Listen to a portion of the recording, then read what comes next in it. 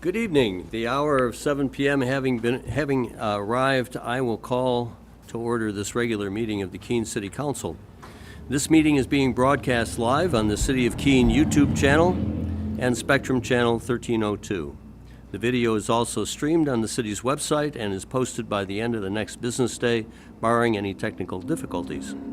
If you would like to receive an electronic City Council packet to reference while viewing future broadcasts, please contact the City Clerk's office during regular business hours or go to the city's website and subscribe to the city meetings email list. The agenda is also accessible from any mobile device. And I'd like to ask if the clerk would call the roll. Kate M. Bosley. Here. Laura E. Tobin. Here. Michael J. Remy. Here. Randy L. Filio. Here. Robert C. Williams. Here. Edward J. Haas. Here. Philip M. Jones. Present. Andrew M. Madison. Chris E. Roberts. Here. Jacob R. Favalise. Here. Brian J. Lake. Here. Catherine I. Workman. Here. Bettina A. Chadbourne. Here.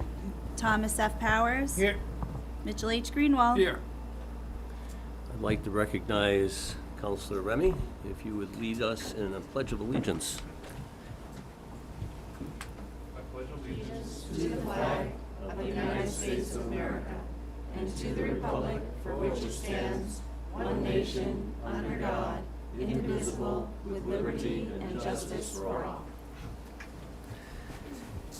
Okay. I'll turn to Councilor Greenwald for a motion on accepting our minutes from our May 15th meeting. I'm ready. Move to adopt the minutes of the May 15, 2025 meeting as presented. Second. And I need to point out to the clerk, Councilor Jones informed me, and he informed you as well, He did, yes. that Cheryl Redfern is with an S S, and yes. not a C. So we will make those corrections. Are there any other corrections to the minutes? Seeing none, all those in favor? Motion carries 14-0. Okay, so announcements. It is the month of June, and in the month of June, we start to come out of hibernation, right? We have in the executive assistant to us, we have documented 83 different events that take place, either inscribed in federal law, state law, or other organizations that honor different groups in the course of the year. So that is 83 different kinds of events that take place that are worthy of recognition. You'll recall that in May, we did Frontline Appreciation, and there were many groups that were represented in that big, broad label. And so that comprises a lot of those 83s. But in the month of June, let me call to your attention, it is Small Cities Month. And in honor of that, the National League of Cities sent out a bulletin this week saying that that 40% of our national population comes from cities with a population of 50,000 or less. And that represents 3/4 of all of the municipal governments in the country. So if you just want to, if you retain useless data, but the 40% of the American population I thought was intriguing.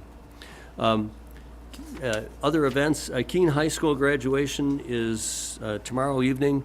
This is a really talented class. The City Council has had an opportunity to meet many of those students who are graduating.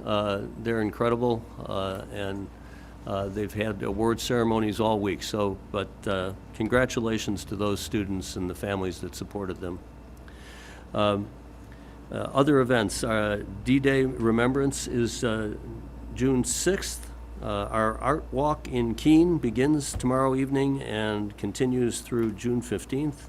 Taste of Keene is this weekend. on Saturday, come rain or shine. Flag Day is taking place on June 14th on Central Square. Juneteenth is taking place on June 19th at 5 p.m. on Central Square. World Refugee Day is June 20th, and the Jumanji 30th Anniversary Festival is scheduled for June 20th and through June 22nd, and we've got that on our agenda later this evening.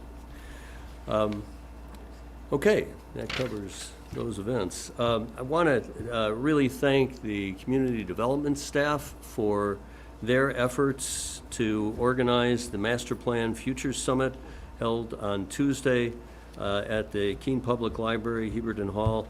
The event was attended by over 100 people, and it culminates a lot of civic engagement opportunities into the Master Plan. So thank you to the community for your participation. Thank you to counselors that have come out to those events and participated along with others in the community. And then to just highlight our summer schedule, which will commence in just another month. The July 3rd City Council meeting is canceled so that folks can enjoy the Independence Day weekend and get an early start if you need. The rest of July meetings are being held as usual. Our August 7th meeting is canceled so that we will resume our regular schedule August 21st and continue forward from there. So, building in a little bit of summer break. Okay. We have public hearings tonight, and we also have a suspension of the rules, and we have a resolution this evening. Can't forget that. And I'd like to, at this point, invite Patty Little to come up.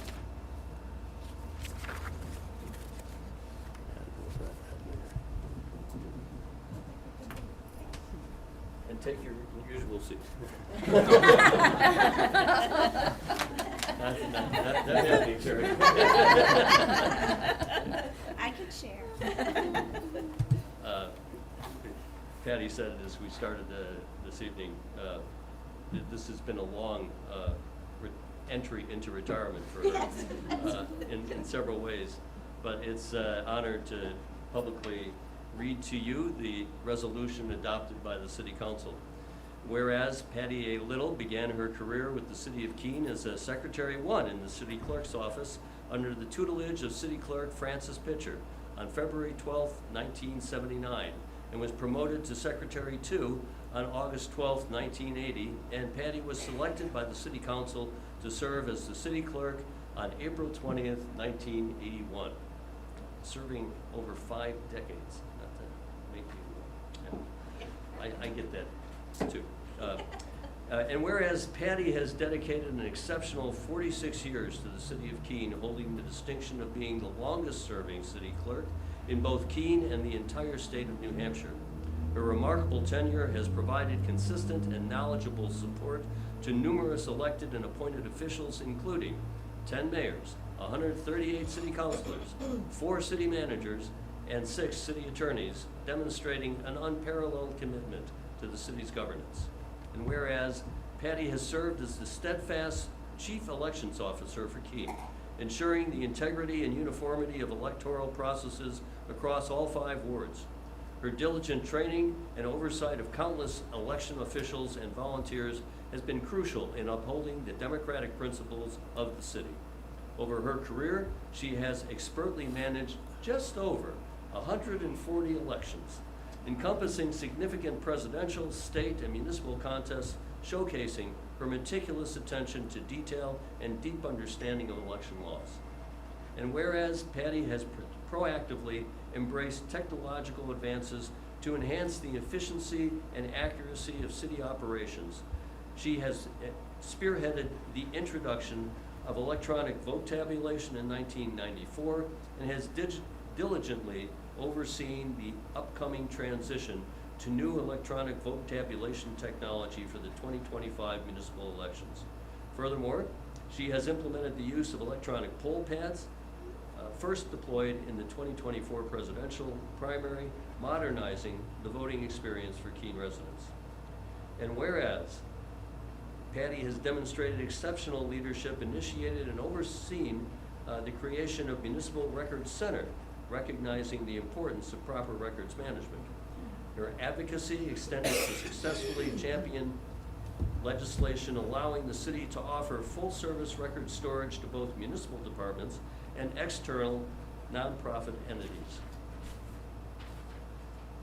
Her oversight has included the complex licensing for city events and proper use, notably coordinating the filming of Jumanji and establishing the enduring protocol review process for such large-scale events such as the Taste of Keene. I'm going to promote this a couple times today.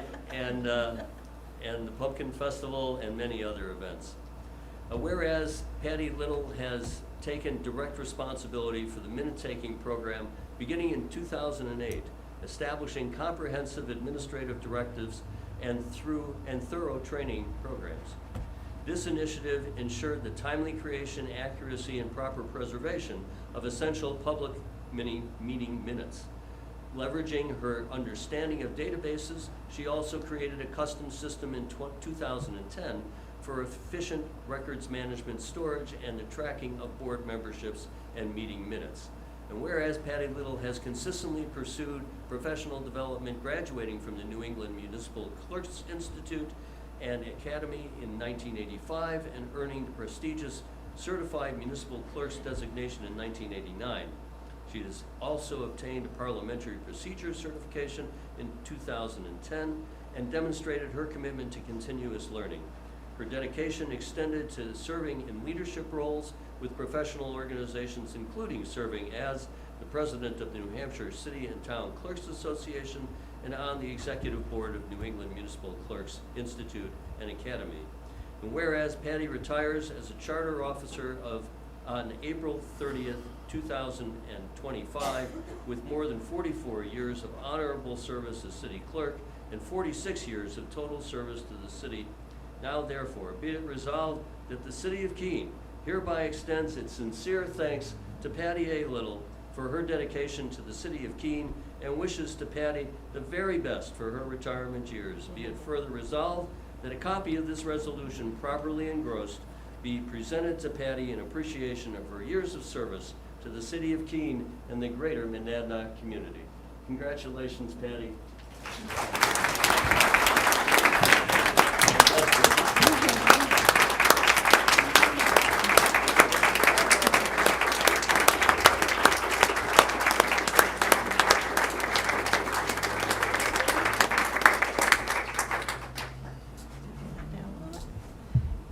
Well, this has been a long farewell, I'll tell you that. I think this might be the fourth celebration of my leaving. But I've enjoyed every one of them. They've been amazing, amazing. But I'm sort of in the beginning, still in the transition period of retirement, but I did wanted to share with you sort of a few things that are going on with me. There's a lot to do when you retire, especially when you're 70. There's Social Security, and there's the retirement system, and there's Medicare. And I've had to shift to an analog computer and an analog system of keeping track of all my calendar appointments. Sorry about that, IT shop, but I need to have everything with me because often my office is my car, wherever I happen to be.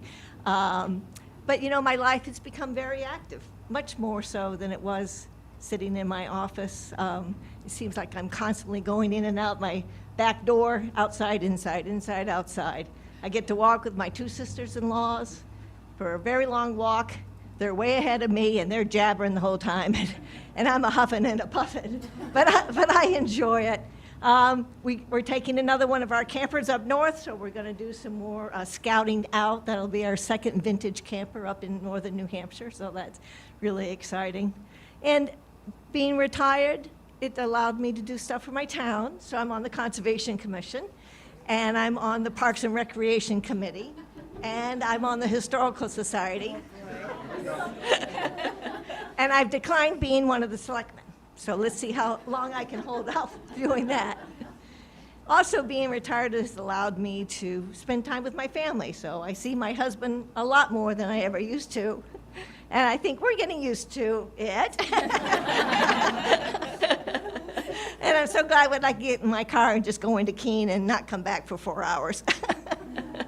And awfully, once it starts getting sunny, I'm going to grab my granddaughter's little hand and haul her off to Sand Pond to sit in the water. So those are all great things.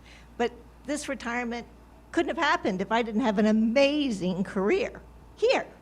Those are all great things. An amazing career. I loved every day of it. Every day of it. And it's been with your support, the good counsel of our charter officers, our mayors. Here. And my incredible staff who has just, they have been willing to take on Herculean tasks time and time and time again.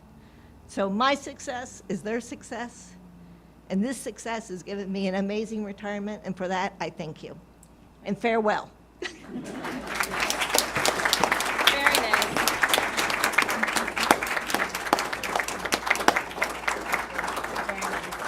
Congratulations.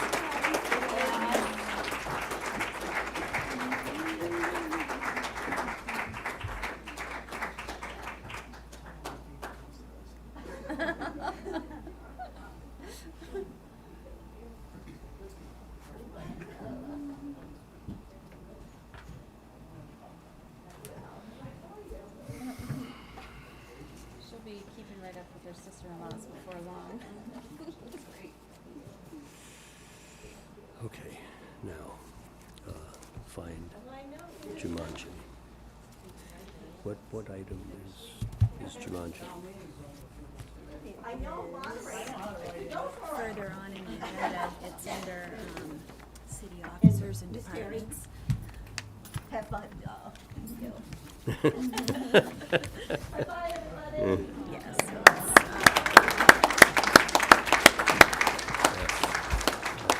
Two, do you want to call it? yeah. Yeah. So,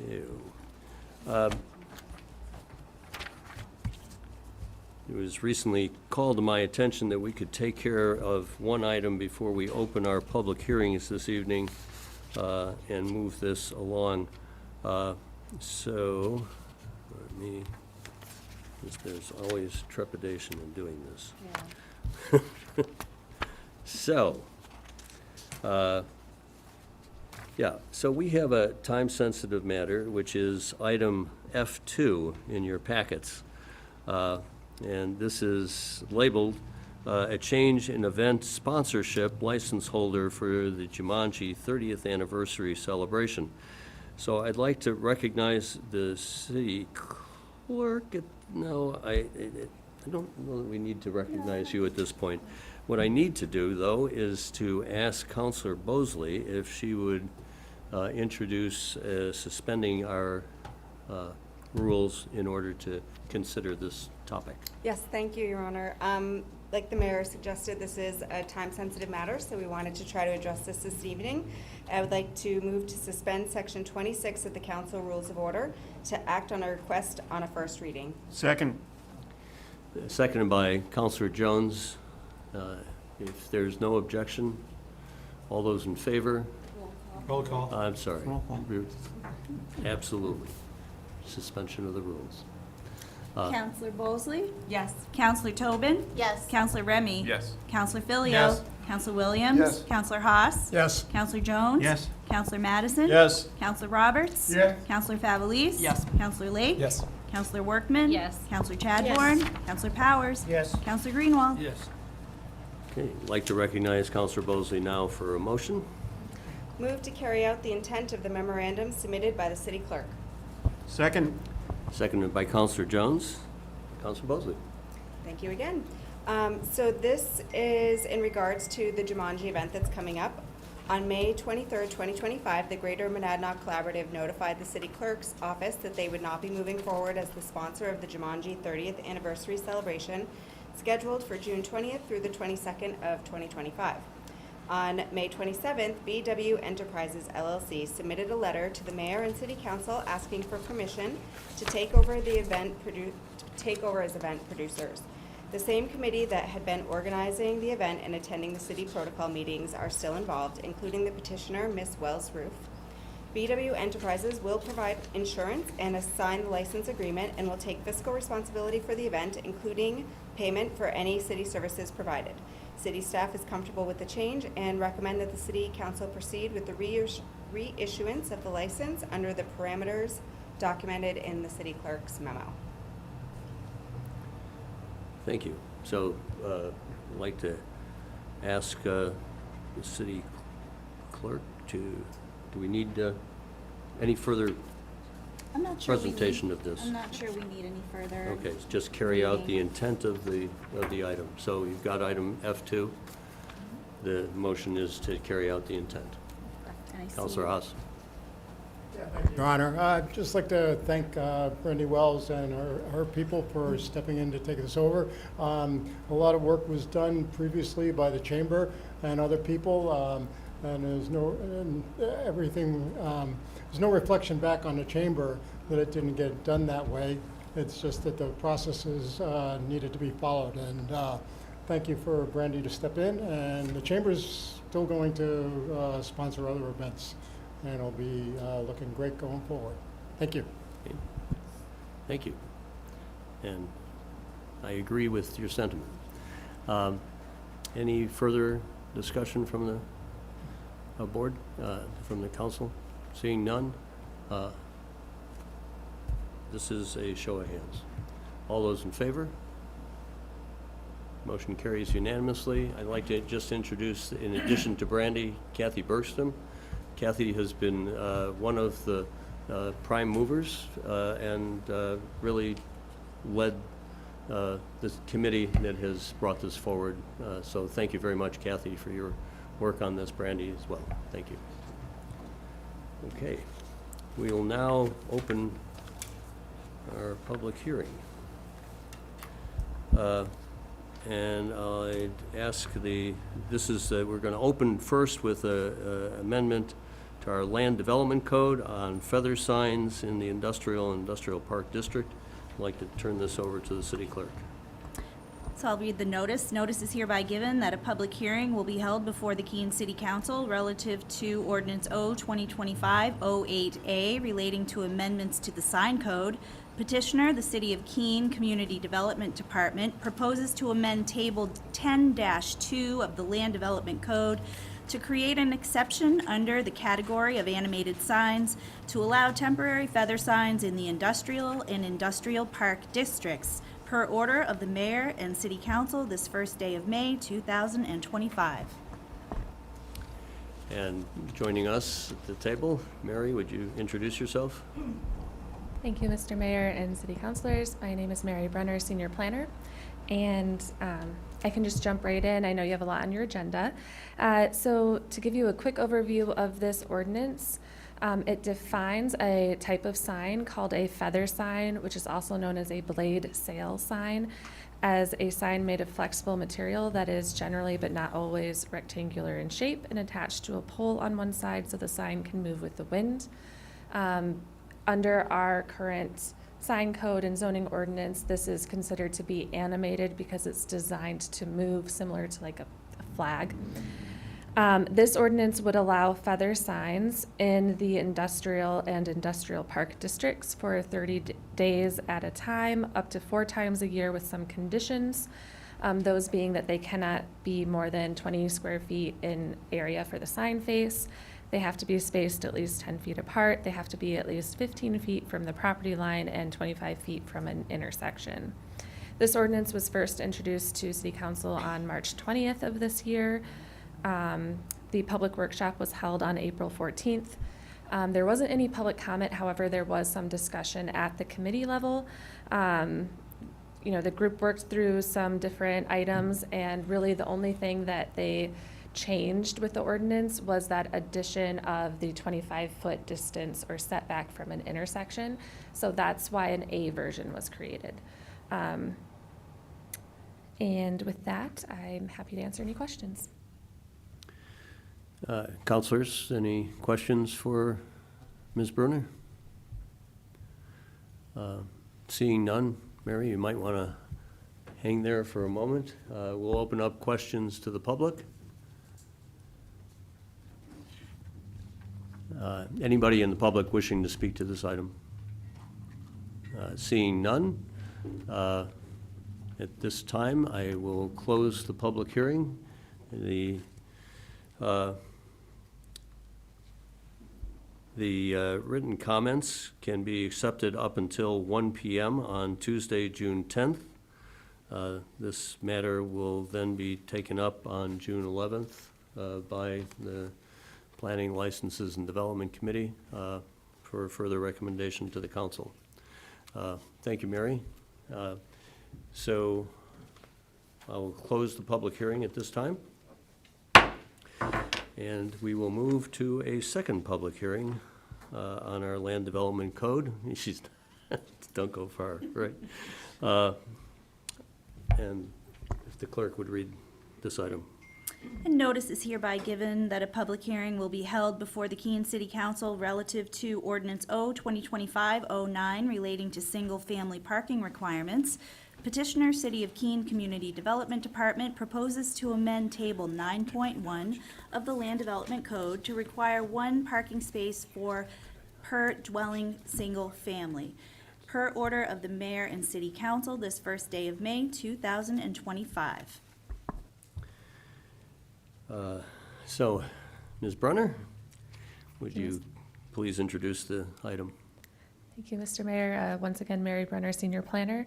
So this ordinance is really a fix to an inadvertent omission from a previous ordinance. If you'll recall, Ordinance O 2024-20A, which was a larger change to parking requirements. Through that process, we forgot to include single-family dwellings in the table. And so this ordinance is just adding it back in so that single-family uses will have the same parking requirement as other residential uses in the city, which is one parking space per unit. Any questions from councilors of Ms. Brunner? Seeing none, are there members of the public that wish to address this topic at this time? Mr. Houle? Please introduce yourself. Thank you. Hi, Andy Holt, 4th Street in Keene. And I'll be brief because I know there's going to be a lot of budget discussion, so I'm sure you want to move on. I fully understand that this was correcting something that was done unintentionally, so I'm sure you'll be inclined to just want to pass that and move on. I'd want to encourage you to give it more consideration than that.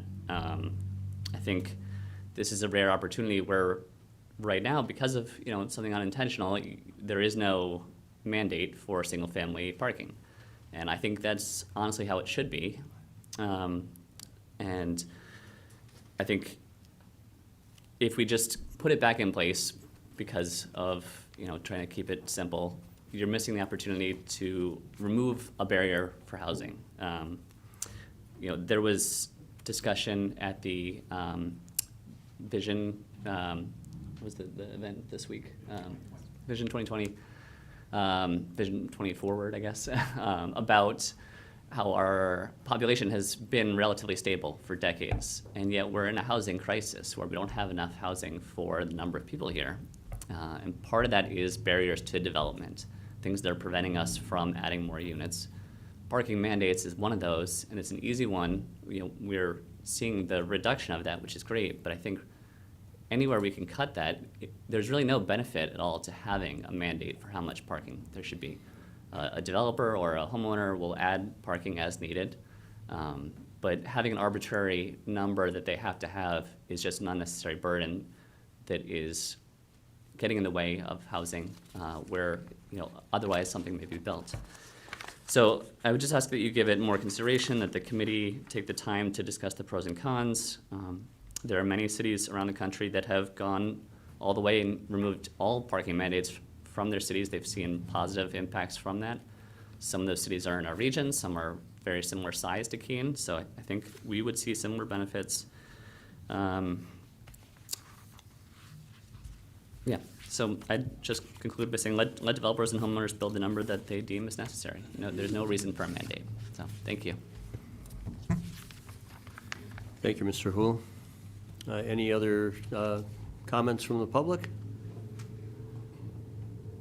Mary, anything else? Okay, seeing none, we will close this public hearing. And I invite the public that should you have comments that you wish to submit in writing, they will be accepted up until 1 p.m. on Tuesday, June 10th. Okay. I'd now like to open up the public hearing for fiscal year 2025-26, the city's operating budget.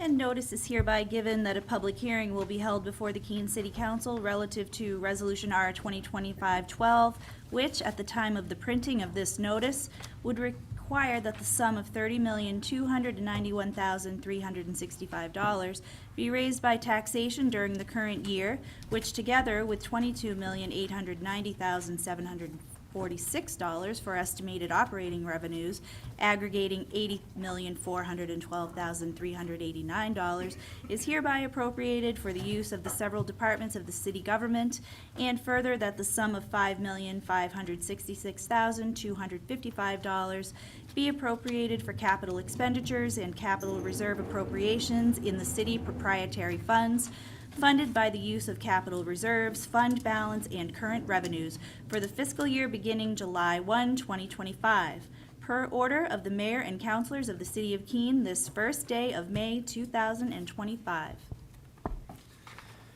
Okay.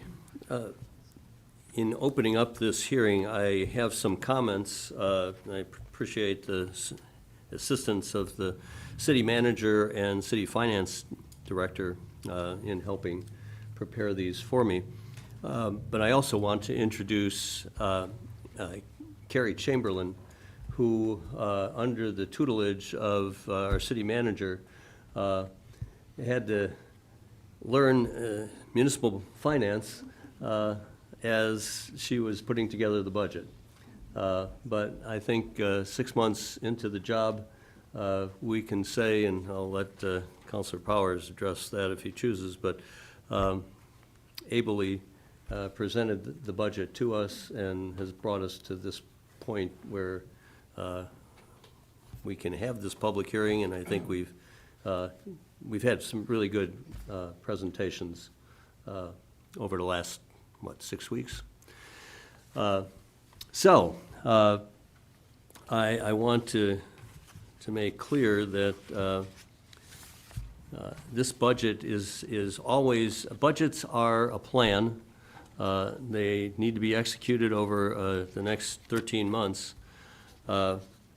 And it's always a balancing act. And this budget successfully, I think, addresses three priorities, keeping them in balance together in maintaining our existing city services, addressing long-term infrastructure needs, and managing the pressures on the city's tax rate. It represents a collaborative effort by staff across the organization to align with the council's fiscal policies while continuing to meet the community's expectations. So to address the fiscal policy that was adopted by the City Council, I guess in January or February of this year, those fiscal policies limit property tax revenue increases, and that limit is defined by a rolling 3-year average of the Northeast Region's Consumer Price Index, which excludes expenditures required by law, like retirement, excludes debt service payments and capital leases. This year's average would have been 4.1%, according to the calculation of 3 years. And you can find that on page 6 of the budget. By the way, I meant to point out to you that if you want to view the city budget as we're running through this, there is a QR code at the entrance to the chamber here. You can use that to then follow on your cell phones, mobile devices, follow the presentation, which we will be doing section by section through the presentation. So, yes, were we to follow that 4.1% cap, this budget would be $468,506 higher. So in other words, we are falling under what our cap allows by that same amount. So this result is good news. So rather than a 4% increase on property tax, this budget anticipates a 2.06% increase in the city's portion of the tax rate, or approximately 28 cents per $1,000 of assessed valuation. So some of the highlights in this budget, there are staffing budget adjustments like there are in any budget year. This budget includes 4 additional firefighters, 1 per shift. And that was something recently approved by the City Council in April. In this budget, there's also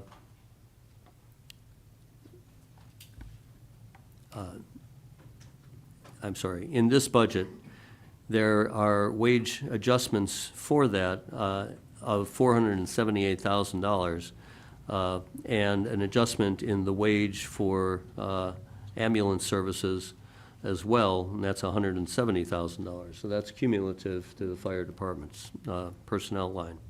So this in combination with a COLA increase, 4 additional firefighters, the increased overtime expenses, there's significant increase in improvement to fire services.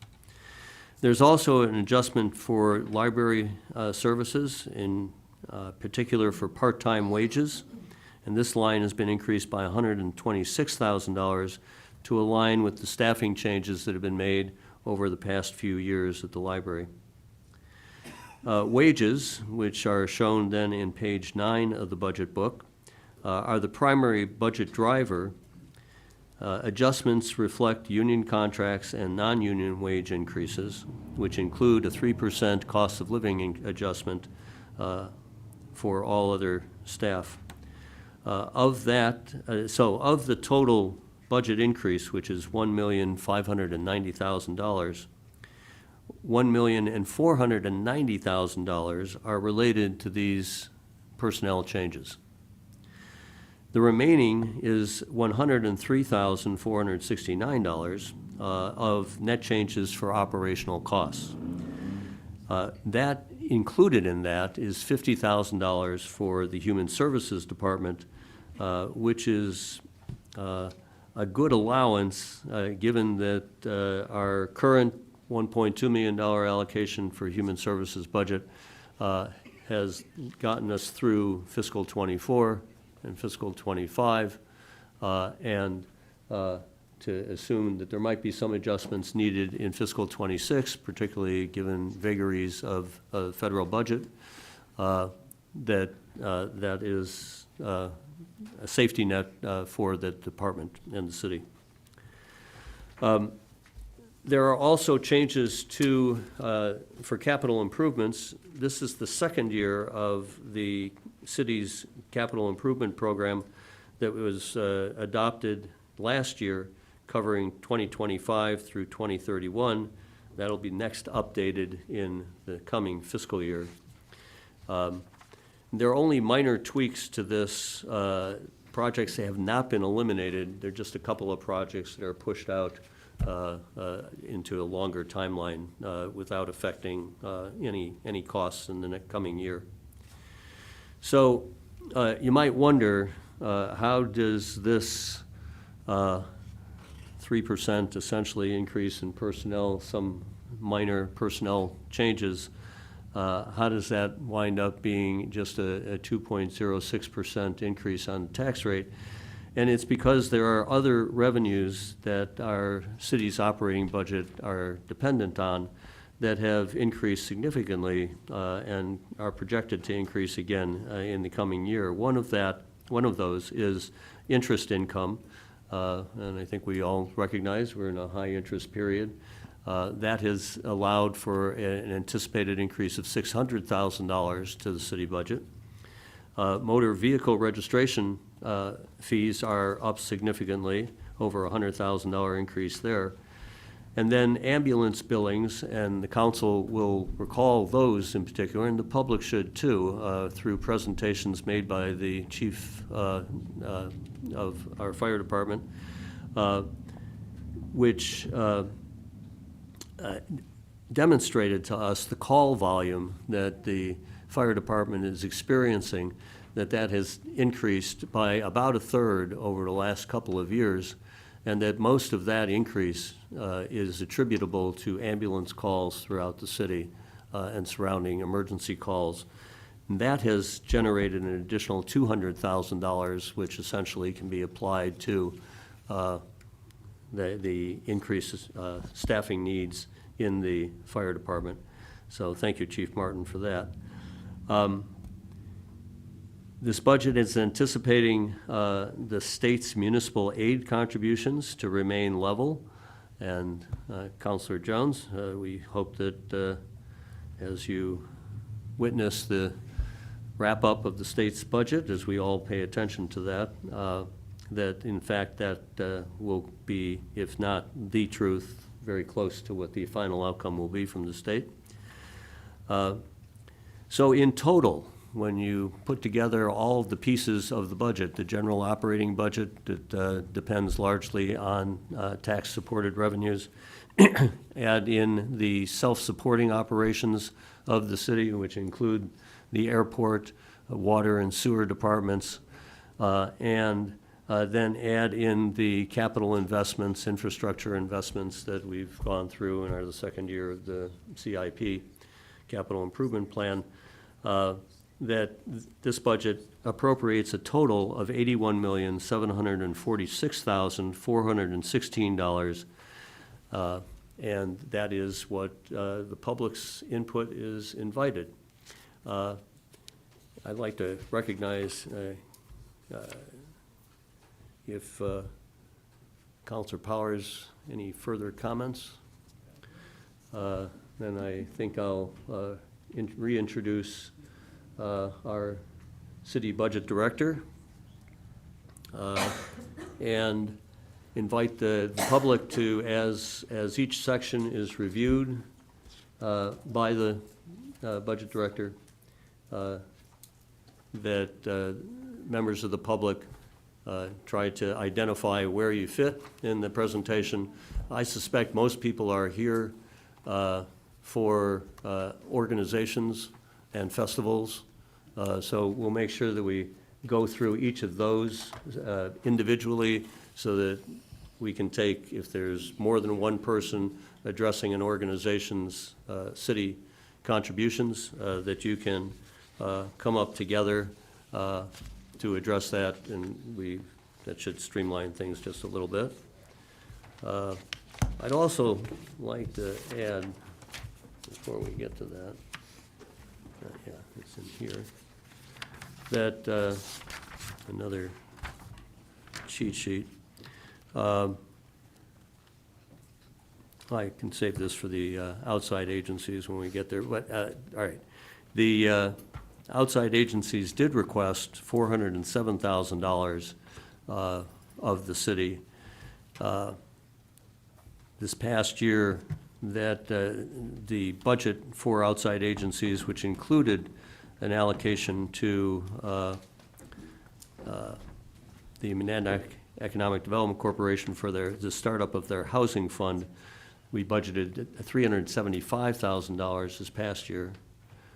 And this year, the recommendation for outside agency support is $338,100. So that's the starting point of what's included in the budget. All right, Carrie?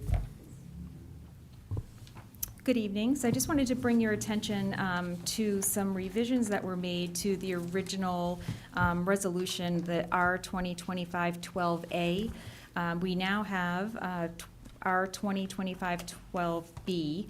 The reason for that, There, we did originally include the capital reserve appropriations in the total estimated operating revenues total, which was originally reported as $81,047,049.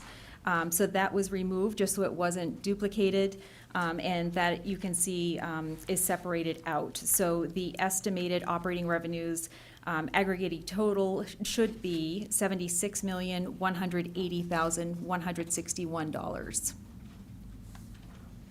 So you've got in your packets, counselors, item K4, and if there's no objection, I'd like to pull item K4 forward at this time so that this amendment to the budget can be considered. Counselor Faveles. Yeah, thank you, Mr. Mayor. I'm not sure that an item of the business like that is, I don't think the public hearing has been closed yet. No. So, No. Okay, fine. All right, I'm trying to work with my notes. Good enough. Thank you. It is, though, in item K4.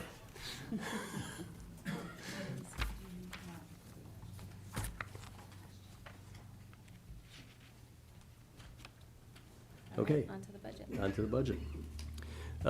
So if you'll, all right, introducing. Our first section is elected and appointed officials. And you'll find that on pages 42 and 43. This section includes outside agencies, community-funded events, capital appropriations, the budget for the city manager, a budget for the mayor and council and boards and commissions, a budget for the city attorney, and a budget for the city clerk.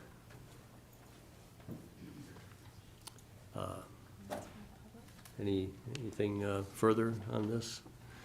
If so, let me begin then and ask, is there anybody here for Big Brothers and Big Sisters wishing to address that outside organization? Has an allocation of $8,000 for the coming year. I'm sorry, it has, yes. No, it has not. No. It has, There's no funding. there is no funding for brothers and sisters. But seeing there's no, okay, so that has a zero allocation. You'll find that on the page 44. Then there's the court-appointed special advocates. The allocation recommended is $5,000. Anybody from CASA wishing to address that allocation? The next organization receiving an allocation is Kentucky Valley Transportation, and that has a committee's recommendation of $1,250. Anybody wishing to address that organization? The third is Harbor Care, has a recommended allocation of $10,000. Anybody wishing to address that organization? Next is Home Health Care, and the City Express has an allocation of $105,775, which is up about $3,000 of the past year, or the current year. Anybody wishing to address that for home health care? Seeing none. Next is a home health care allocation for Meals on Wheels, which has a $19,575 allocation recommended by the committee. Seeing none.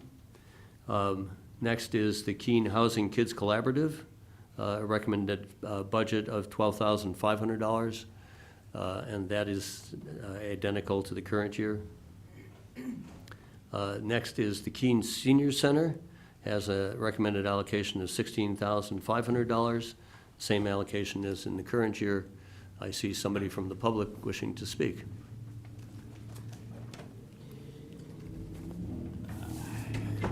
Thank you, Mr. Mayor.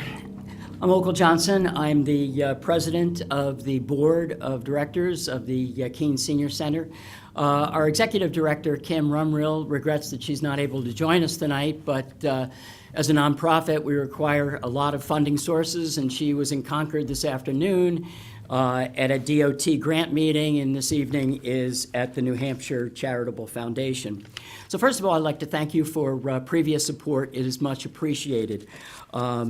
This year, we're now we've been for a year and a half in our new location on Marlborough Street, renting from HCS, and increased parking has allowed us to expand our offerings, allow more people to participate in our offerings, and increase our membership so that we're now 468 people, of whom 291 are from Keene, which is just over 62%.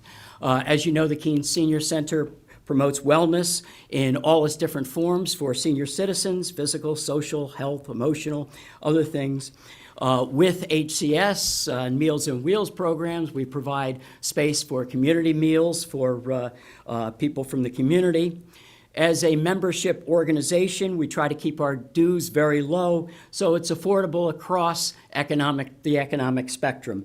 And we provide scholarships for those who can't make even those lower dues. We have many signature programs, including the Super Seniors that you're aware of probably through the DeMar Super Senior Marathon, and Pickleball, which is a collaborative program with the Keene Rec Department, and our Cheshire Village at Home, which provides support for seniors to remain in their houses, in their homes, by providing social calls, light help around the house, and rides for doctors, groceries, and errands. In the past, people have asked if other towns support us, and we're happy to report this year that the town of Stoddard has generously agreed to support us, and at a very generous rate of over $100 per capita of the members who are coming from Stoddard. And we will look to other towns as well. Like many nonprofits, we're in a deficit budget situation, and although we have no building, rent, and our very lean staff provides a budget that is currently in deficit. So we're looking to close that through a variety of methods, and we have among the fundraising, like the Airport 5K, Runway 5K that we just did, development and grants, but we're also looking for a slight increase from the City Council. And so we requested $20,000 this year, up from the $16,500, which would be about $75 per member. That would essentially be a matching grant to the dues that we asked for. So I put that before you and ask you to consider that. And at the same time, I'd like to again express that the ongoing support from the city is essential for the Keene Senior Center to thrive and to continue to serve the citizens of Keene and the region. And so we thank you very much for your support, and it is much needed and much appreciated. Thank you. Thank you, Mr. Johnson, and thanks for your leadership.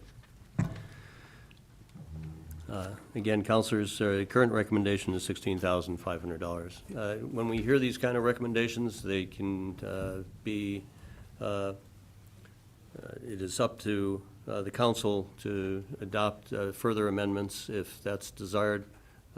Those amendments would need to be submitted by a councilor by 1 p.m. on the 10th. On the 17th, yeah.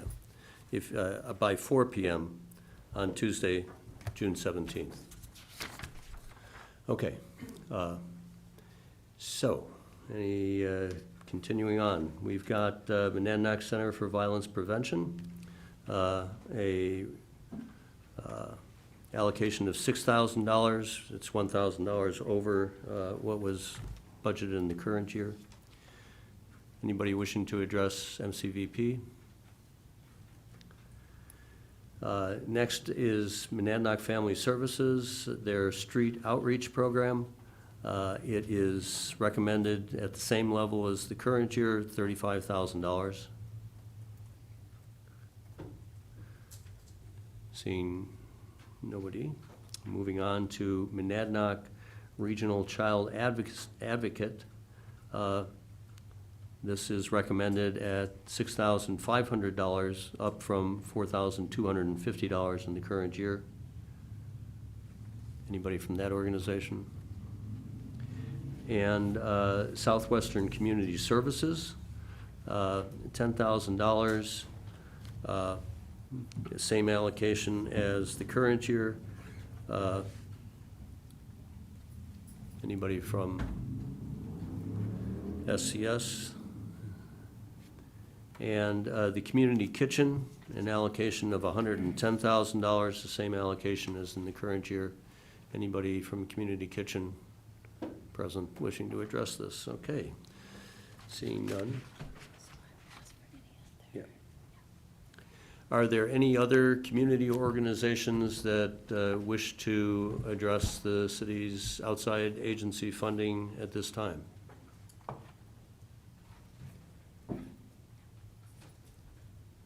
I see one hand up. Is this an appropriate time? I know Arts Alive is in the budget packet on page 43, I think it is. It is, Yeah, it's an appropriate time, but. 43, yeah. This is the appropriate time.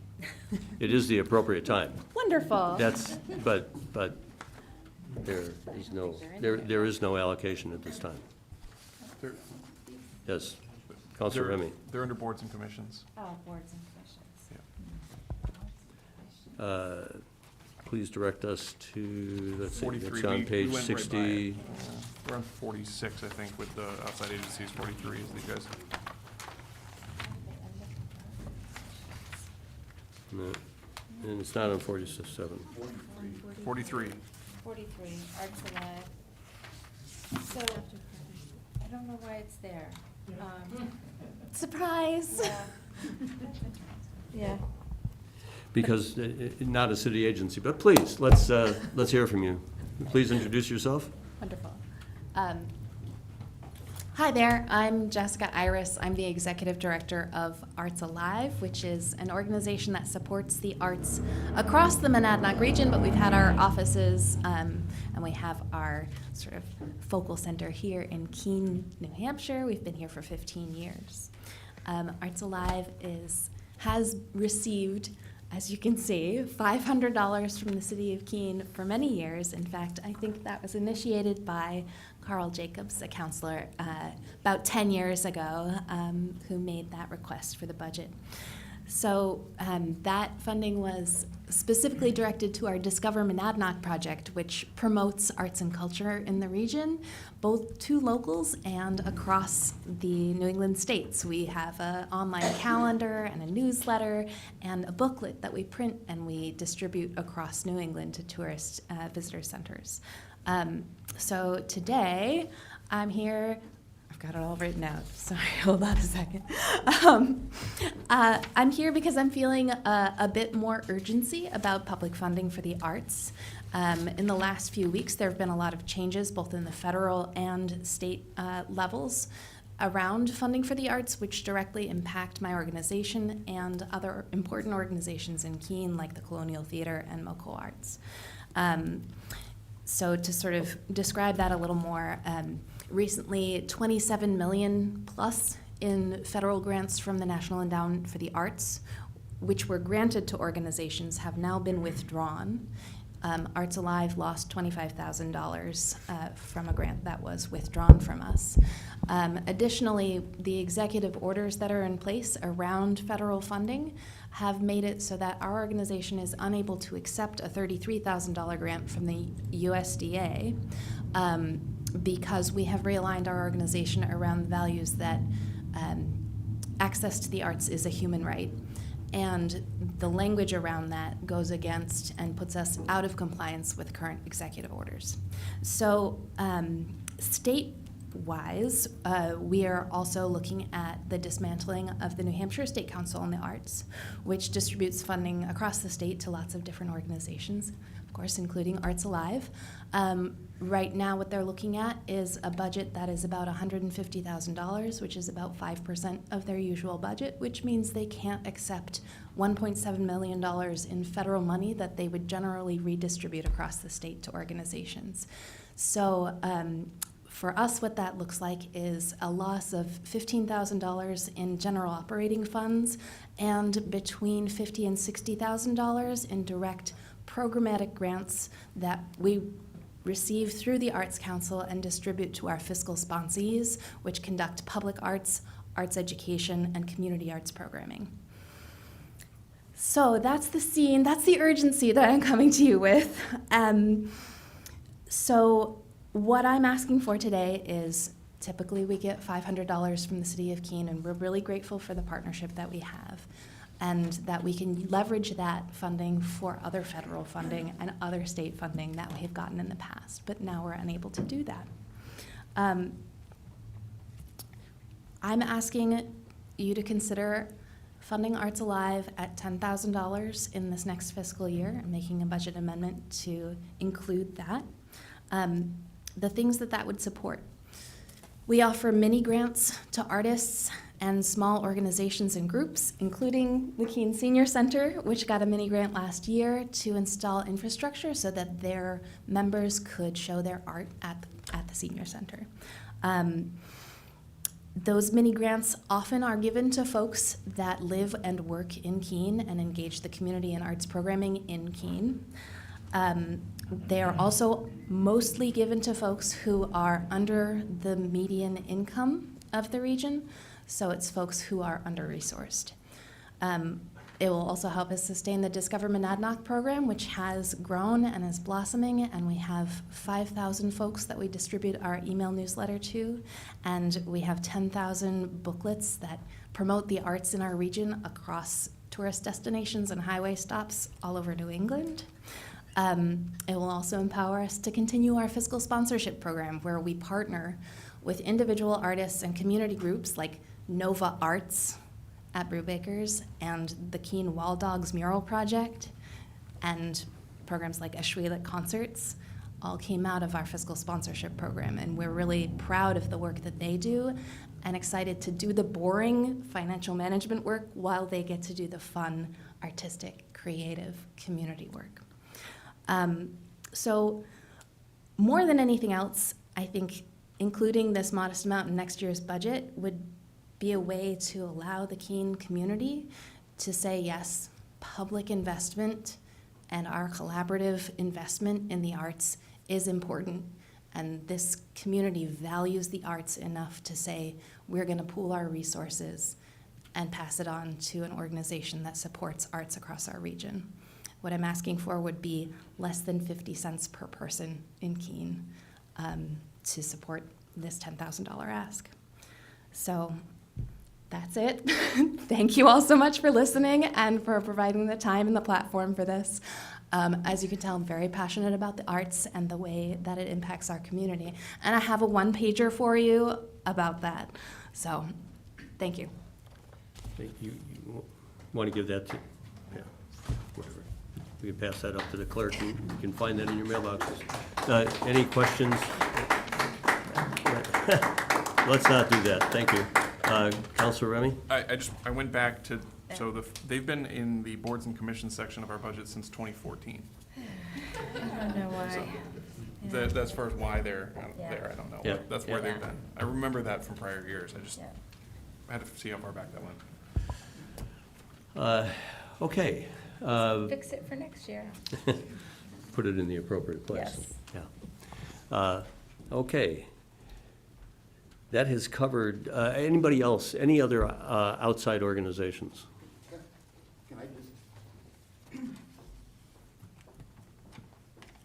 since I was mentioned in the Arts Alive thing, one thing that just didn't mention, but that she always brought home to me was the arts brings in money to Keene. When you spend money on having arts programs, you have people come in, they buy tickets, they eat meals, they stay in hotels. If you don't have attractions, arts attractions, you don't have people coming to the community. So it's not money just being thrown to an artist, it's money that's gonna bring money, more money. I forget what the return is. I think there's actually been studies done that show that money you spend on the arts comes back several times. So I just throw that out there as you think about the budget. Carl, would you just introduce yourself? Oh, Carl Jacobs, 81 Wyman Road, Keene. All right, thank you, Carl. So, before we close, on outside organizations, going once? Okay, we will move on to community events. That is on page 47. There are quite a number of events that the city puts an allocation to. These include Independence Eve, the 4 on the 4th road race, the Clarence DeMar Marathon and Half Marathon, Fire Prevention Parade, Keene Music Festival, the Kiwanis Tree Lighting Festival, Keene Ice and Snow Festival, the Keene Pumpkin Festival, A Taste of Keene, and the Keene Pride Festival. Is there anybody in the public that wishes to address any of these festivals, which you can now find the dates for on the city's website? Seeing, question from Councilor Jones. Thank you, Mr. Mayor. I think we can safely say that these funds, although they have a dollar value, they're mostly in-kind donations of services and personnel, but we just have to put a dollar value to it. I think that's accurate. That's correct. Confirmed by the city manager. Thank you, Phil, for that, Councilor Jones for that. Okay, seeing none, we can move on from that. I think we are, is there anyone else in the public that wished to address an organization or any kind of event beyond what's in the budget currently? Okay, thank you. Oh, sorry.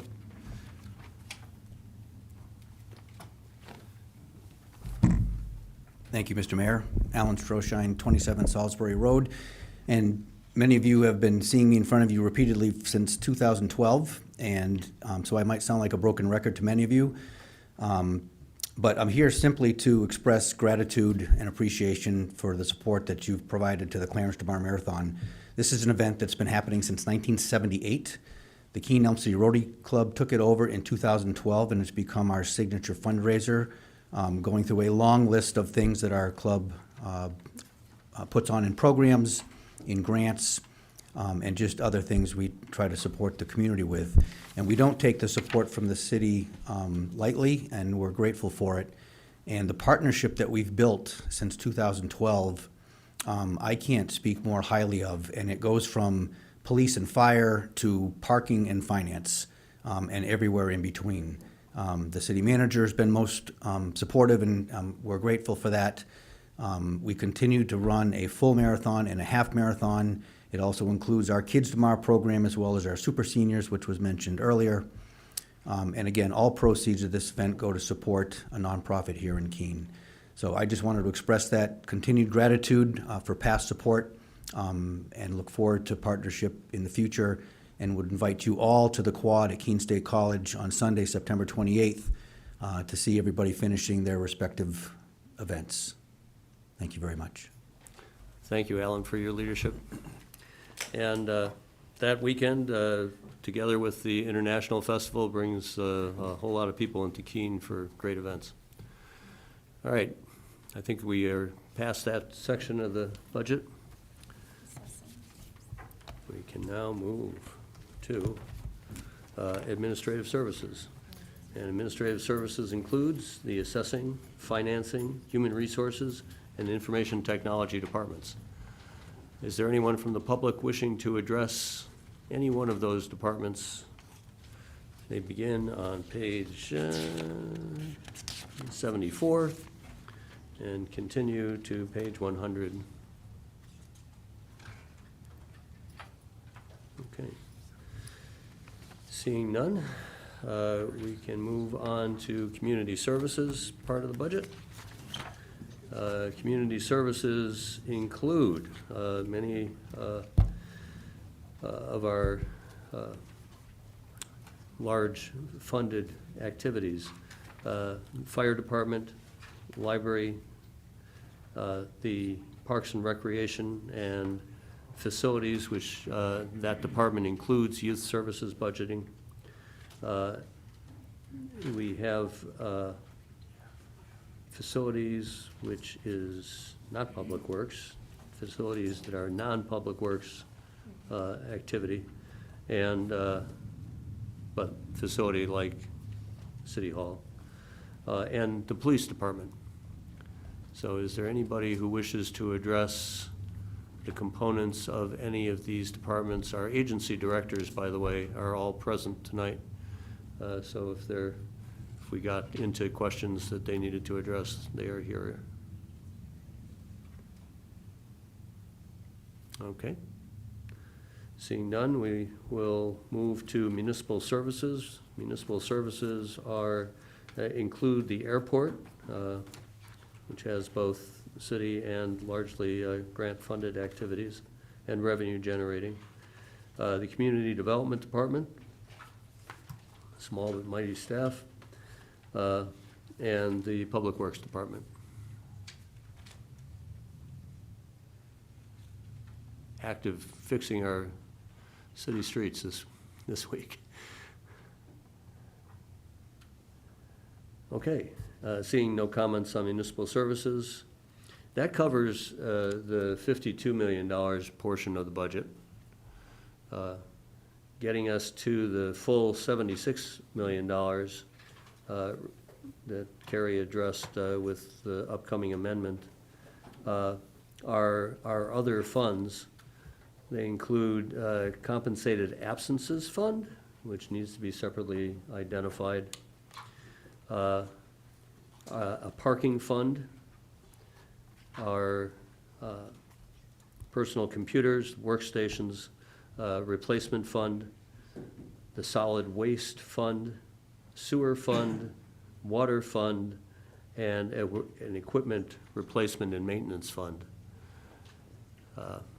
Any questions and interest in wishing to address any of those?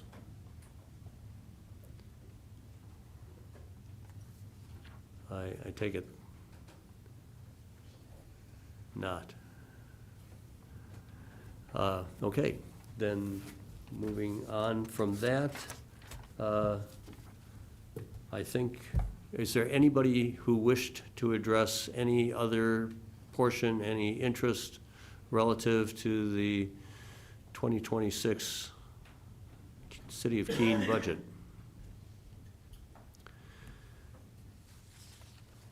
Seeing not, I will close this public hearing and say that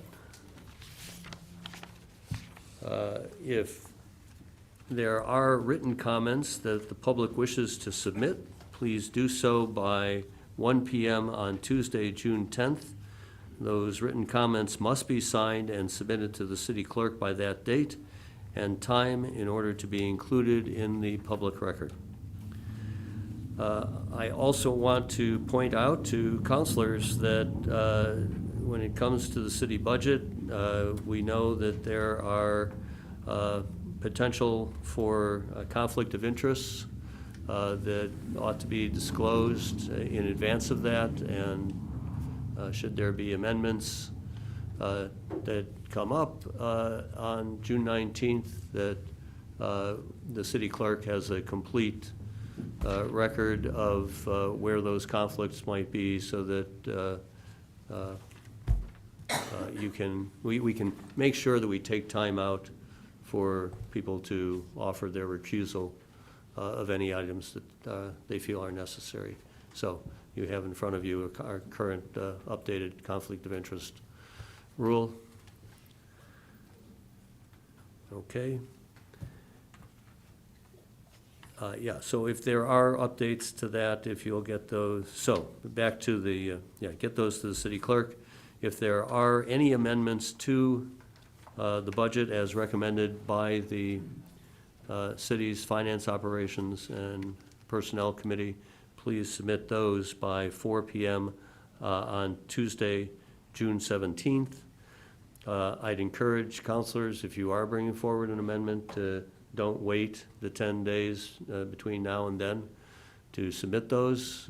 Please do so as soon as you have them prepared so that city staff can review those and be prepared to speak to them. Counselor Jones. Thank you, Your Honor. I just wanted to point out something that we keep hearing about the tax breaks at the state level. I think the presentation from Arts Alive was a good example of what happens. Yes, they cut funds at the state level, so what happens? The funds get pushed down to the municipal level. And if we want to have an Arts Alive program, now the city people have to pay for that. And that's what's happening with a lot of these budget cuts up in the state, and I just hope people realize that. Yes, I'm grateful that the city manager presented, and I know that Councilor Powers introduced the notion of our city reserves during the budget presentations. There is a city reserve that is identified, a ratio, no? The city maintains reserves for those kinds of contingencies. And it's a fairly significant reserve. I think I know what you're talking about. Yeah, thank you. So the city has, every town and city has what's called a fund balance. That is your rainy day reserves. And as the council knows, oftentimes if something comes up during the year that we didn't anticipate, we have the opportunity to bring forward to you an additional appropriation and request that it be taken from your fund balance. Exactly, yeah.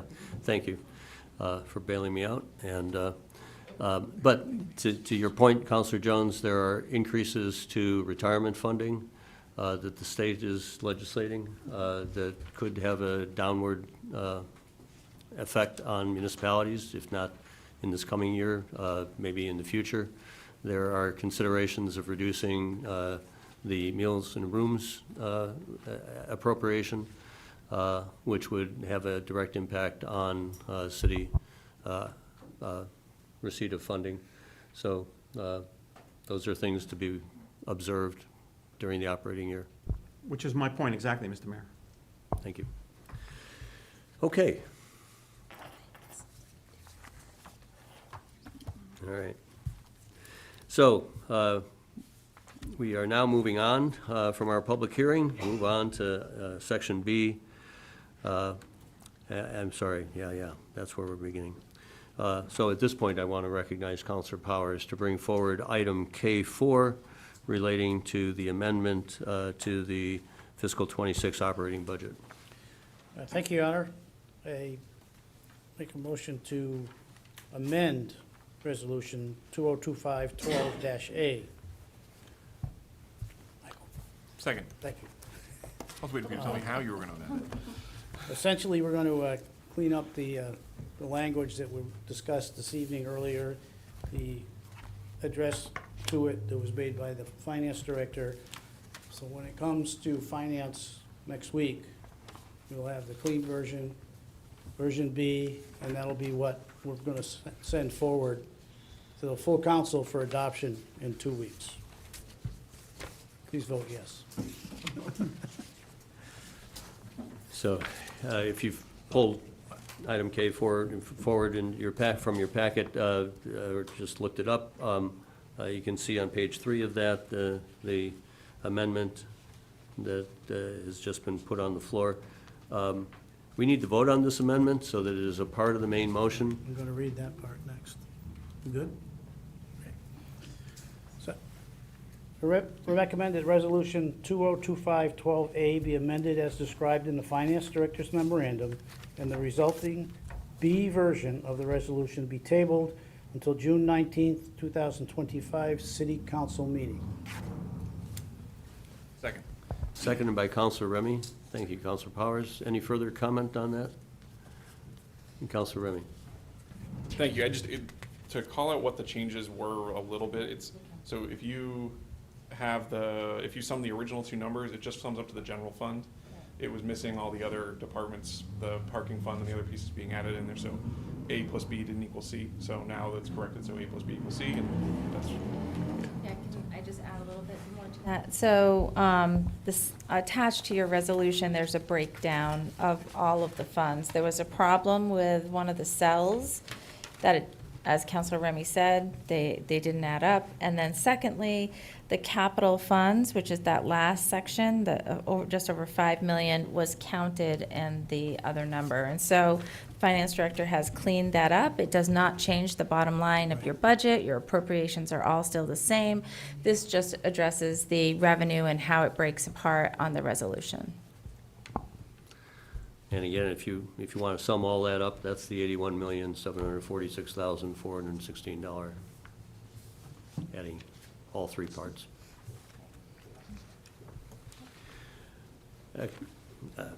Counselor Blake. Counselor Thank you, Lake. Mr. Mayor. Just a point of order. Are there two motions on the floor right now? No. I heard a motion and a second, no vote, and a motion and a second. So the motion now on the floor is the amendment so that we can bring forward the B version on June 19th. So there'll be two votes. We're just doing one tonight on the amendment. That will allow us to have, the amendment, as the manager just pointed out, on the floor is the main motion on June 19th. That's the intent of this action. I would withdraw my initial second in the beginning there. That was a little confusing in the primary motion. So we'll ignore those. I would, That the was second just a one was fine. mistake, yes. Yeah, we're good. That clarifies. Thank you. Got it. Understood. Understood. Thank you. Okay. We need a show of hands. Yes. So, show of hands on the amendment. That's right. Okay. All those in favor of the amendment introduced? And the motion carries unanimously. Thank you. All right. Now, the rest of this will flow fairly simply. Okay, so we're on to Section B, which is nominations and appointments. And we have a nomination from the mayor to the trustees of trust funds and cemetery trustees, and that is Andrew Royce, and he will be filling slot 5 as a regular member for a term to expire December 31, 2027. And we'll table that motion until our next regular meeting. Move on to the confirmations. And we have confirmations to the Heritage Commission and the Human Rights Committee. And they are Acacia Johnston to serve in slot 2 on the Heritage Commission for a term to expire December 31, 2027. And Julie Odato to serve on the Human Rights Committee as an alternate in slot 13 for a term to expire December 31, 2026. Recognize Counselor Greenwald for a motion. Picking up the pace. Move to confirm the nominations. Second. Seconded by Counselor Bosley. We'll need a roll call. Counselor Bosley? Yes. Counselor Tobin? Yes. Counselor Remy? Yes. Counselor Filio? Yes. Counselor Williams? Yes. Counselor Haas? Yes. Counselor Jones? Yes. Counselor Madison? Yes. Counselor Roberts? Yes. Counselor Favelis? Yes. Counselor Lake? Yes. Counselor Workman? Yes. Counselor Chadbourne? Yes. Counselor Powers? Yes. Counselor Greenwald? Moving on to communications. And then our first communication is from Pablo Fleischman. He is the organizer of the Keene Music Festival, and they are seeking their annual license to hold that event on August 30th, 2025. We'll refer this item to Planning, Licenses, and Development Committee. And next, we have item C2. This is a communication from Joe Shapiro and other folks within the neighborhood that he lives on. They are putting on record some concerns about on-street parking on Church Street in the vicinity of Gathering Water School and requesting a change in parking regulations in that area. And we'll refer this item to Municipal Services, Facilities, and Infrastructure Committee. The next 4 items are all related to the Peace Pole and support for it. Yes, so we have 4 communications in support of installation of a peace pole on Central Square. These communications were submitted by Cameron Tees on behalf of the Rotary Club of Keene, Tom Julius on behalf of the Monadnock Interfaith Project, Phil Wizik from the Keene Elm City Rotary Club, and from the original petitioner, Carl Jacobs. And all of these will be filed as informational in support of the Peace Pole in Central Square. So we'll now move on to committee reports, Section D.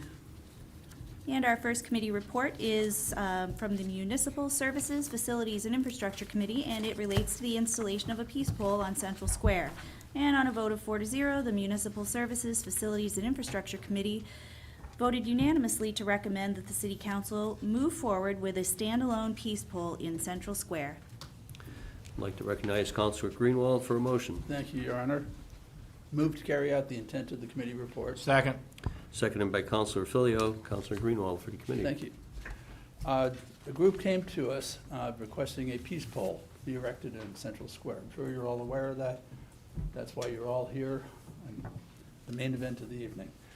City staff tried to work a peace pole into the fountain, and we had some illustrations of this, and frankly, I just thought it looked not really good to begin with, and it really didn't do what the organization wanted. So after a lot of discussion, I had been hoping that we could have a peace fountain, but I also grew to understand that doesn't really do the same thing. It's more of a statement with the peace pole. So in the interest of getting this thing done, and also in the interest of having an actual historic fountain, not something creative otherwise, a standalone peace pole was recommended by the committee, and the more that I've thought about it, the more I like it. So our committee is recommending that this occur. And it won't cost the city any money.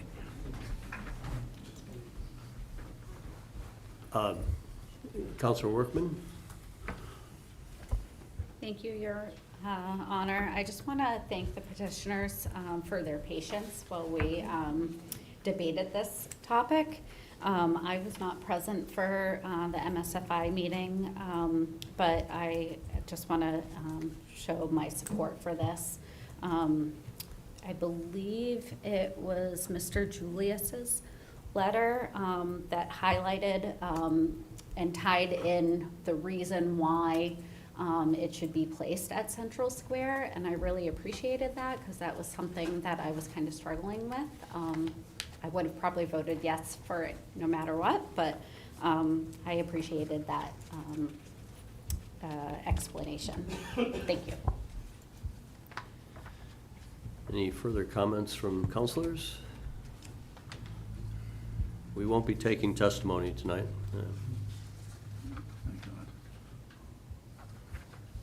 Seeing none, we'll call for a question. All those in favor of the motion from the committee, show your hands. Thank you. Motion carries unanimously. Is that unanimous? Councilor Chadbourne? Yes?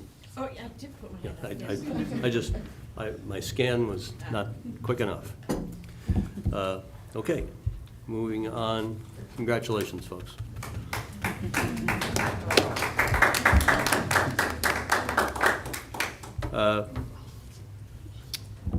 Item request for installation of a crosswalk on Tiffin Street. Yes, we have item D2. This is a Municipal Services, Facilities, and Infrastructure Committee report relating to the installation of a crosswalk on Tiffin Street. And on a vote of 4-0, the Municipal Services, Facilities, and Infrastructure Committee recommends the manager be authorized to install a new crosswalk on Tiffin Street near Timken. Councilor Greenwald for a motion. Thank you, Your Honor. Move to carry out the intent of the committee report. Second. Seconded by Counselor Filio. Counselor Greenwald? Thank you. A request came in that a crosswalk be installed. There's a parking lot and there's a large manufacturing center. It made sense. It doesn't necessarily follow normal protocol, but there's no harm in it. And if it is a safety issue, which it is, I see nothing wrong with it. Public Works is good with it. So with your approval, it will happen. Any comments from counselors? Seeing, Counselor Williams. Just to clear, will there be, some kind of temporary signage for cars to know that there's a new crosswalk in this area? Or something to let people know there's a change? Public Works Director is shaking his head yes. All right, good. I couldn't hear it. Okay. Any further comments? Seeing none. All those in favor? Motion carries unanimously. We move to D3, Court Street. And next, we have a Municipal Services, Facilities, and Infrastructure Committee report regarding Court Street pedestrian safety risks. And on a vote of 4-0, the Municipal Services, Facilities, and Infrastructure Committee recommends the city manager be authorized to install additional signage, pavement markings, and lighting to enhance the safety of crosswalks on Court Street between Vernon Street and Starling Street, and on Washington Street between Taylor Street and Citizens Way. Counselor Greenwald for a motion. Move to carry out the intent of the committee report. Second. Seconded by Counselor Filio and Thank you. Counselor Greenwald. Very straightforward, as the recommendation says. I believe this has already been done, so let us ratify it. It's in the interest of safety. Okay. Further comments from council? Seeing none, all those in favor? Motion carries unanimously. Item D4. We have a Municipal Services, Facilities, and Infrastructure Committee report regarding safety issues associated with the driveway at 82 Court Street. And on a vote of 3-1, the Municipal Services, Facilities, and Infrastructure Committee recommends the city manager be directed to draft an ordinance to prohibit parking within 10 feet of a driveway. Counselor Greenwald for a motion. Move to carry out the intent of the committee report. Second. Seconded by Counselor Filio and Counselor Greenwald. Thank you. Attorney Bragdon had come in and Cheryl Belair had come in previously several times, informing us of the safety issues, lack of visibility and the speed of cars at their driveway at 82 Court Street. As the city attorney educated us, you can't just pick on one location like that to solve that problem. All the others pretty much have got to follow the same protocol. As it is now, there's a 5-foot clearance between the car and the driveway on both sides. So we looked at it, and Public Works gave us great presentation of, well, if we do 15 feet, how many spaces do we lose? Because that's the give up. If we're taking it away, there's going to be a loss of parking spaces. So the compromise was if we go to 10 feet, we lose 7 spaces. And I think that's a pretty good compromise. And also, as the attorney had told us, not just to apply it to Court Street, Washington Street also. So these are very high traffic, and the greater visibility, I think, will go a long way towards preventing accidents. So we hope you agree. Councilor Renner. Thank you, Mr. Mayor. The only question I have is, I understand the concept that we want one rule, but could that rule be that it's 5 feet or 10 feet by request, and that's the way the rule's written? It's just say that it's like, it's or by request? I get that we have, it's one rule that everyone follows. If they request, it can go to 10, but it's defaults of 5. I tried. You tried? All right. I trust you. Does the city staff wish to address that?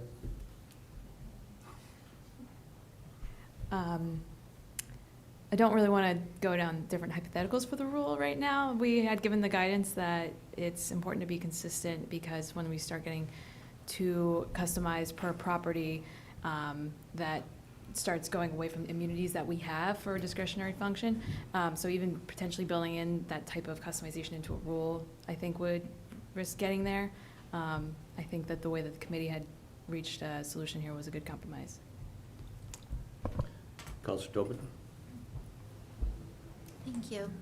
So I voted in opposition of this, not because I necessarily have a problem removing the space, but I didn't feel confident that the visibility problem was the result of just the vehicle that was being parked there. So when we had this discussion, we heard from the neighbor across the street, another business, same situation. They're both having accidents as people are coming out of their driveway, and I heard about things related to foliage, trees, vehicles, telephone poles, the angle of the road, the height of the driveway.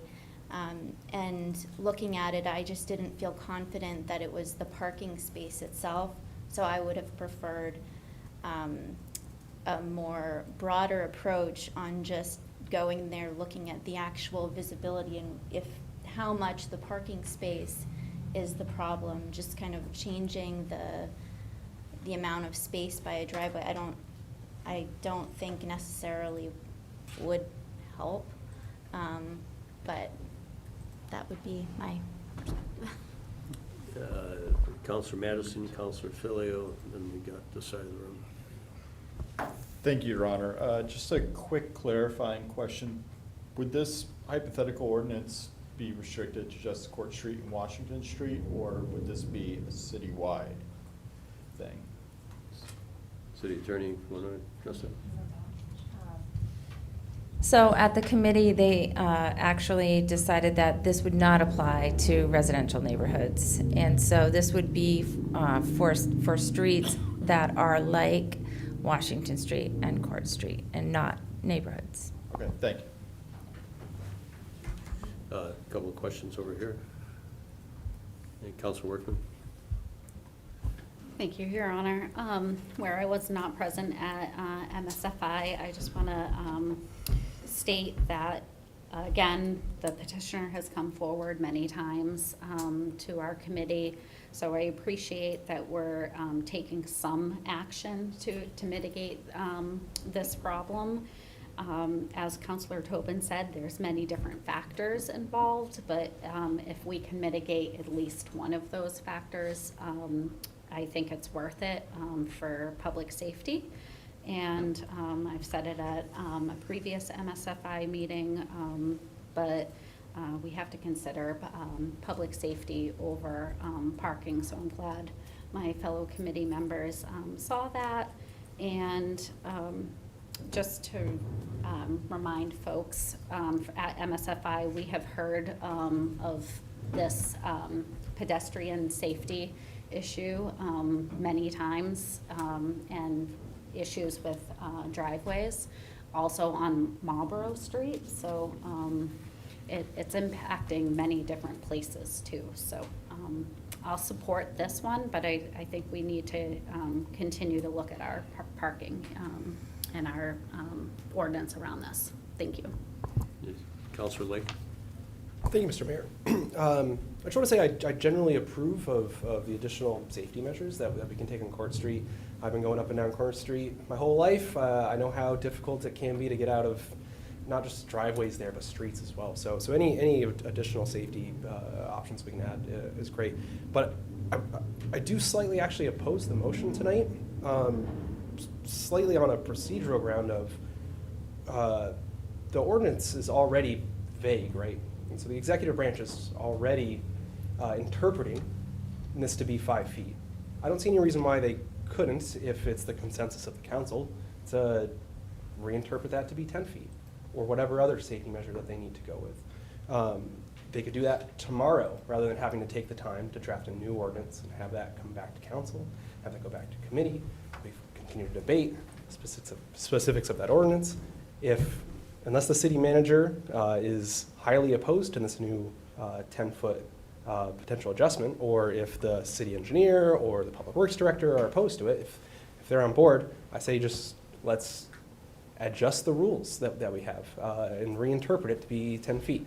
So unless there's a problem with that interpretation of it, I just don't think that we need to go through the rigmarole of adopting a new ordinance when the ordinance as is can be interpreted to do exactly what we want to do tonight.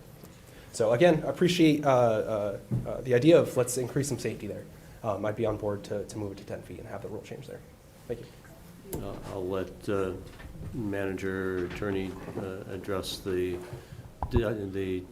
definitional matter, but what I took from the discussion in the committee was this is an iterative step, that if it works, as Councilor Tobin said, and as Councilor Workman pointed out, it's a step in the right direction.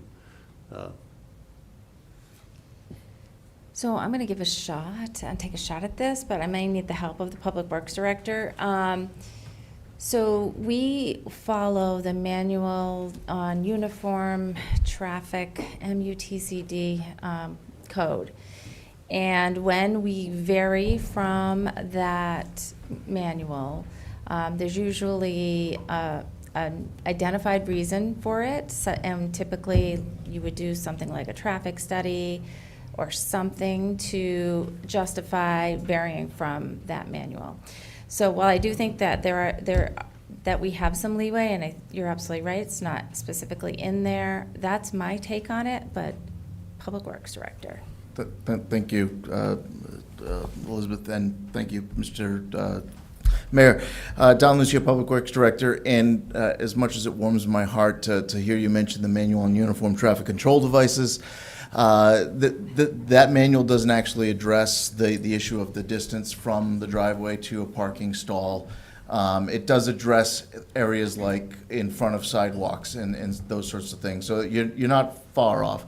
The concern I have, and directly to answer your concern, Councilor Lake, right now what the code says is that you can't park. It's a general prohibition against parking in front of or in close proximity to a driveway.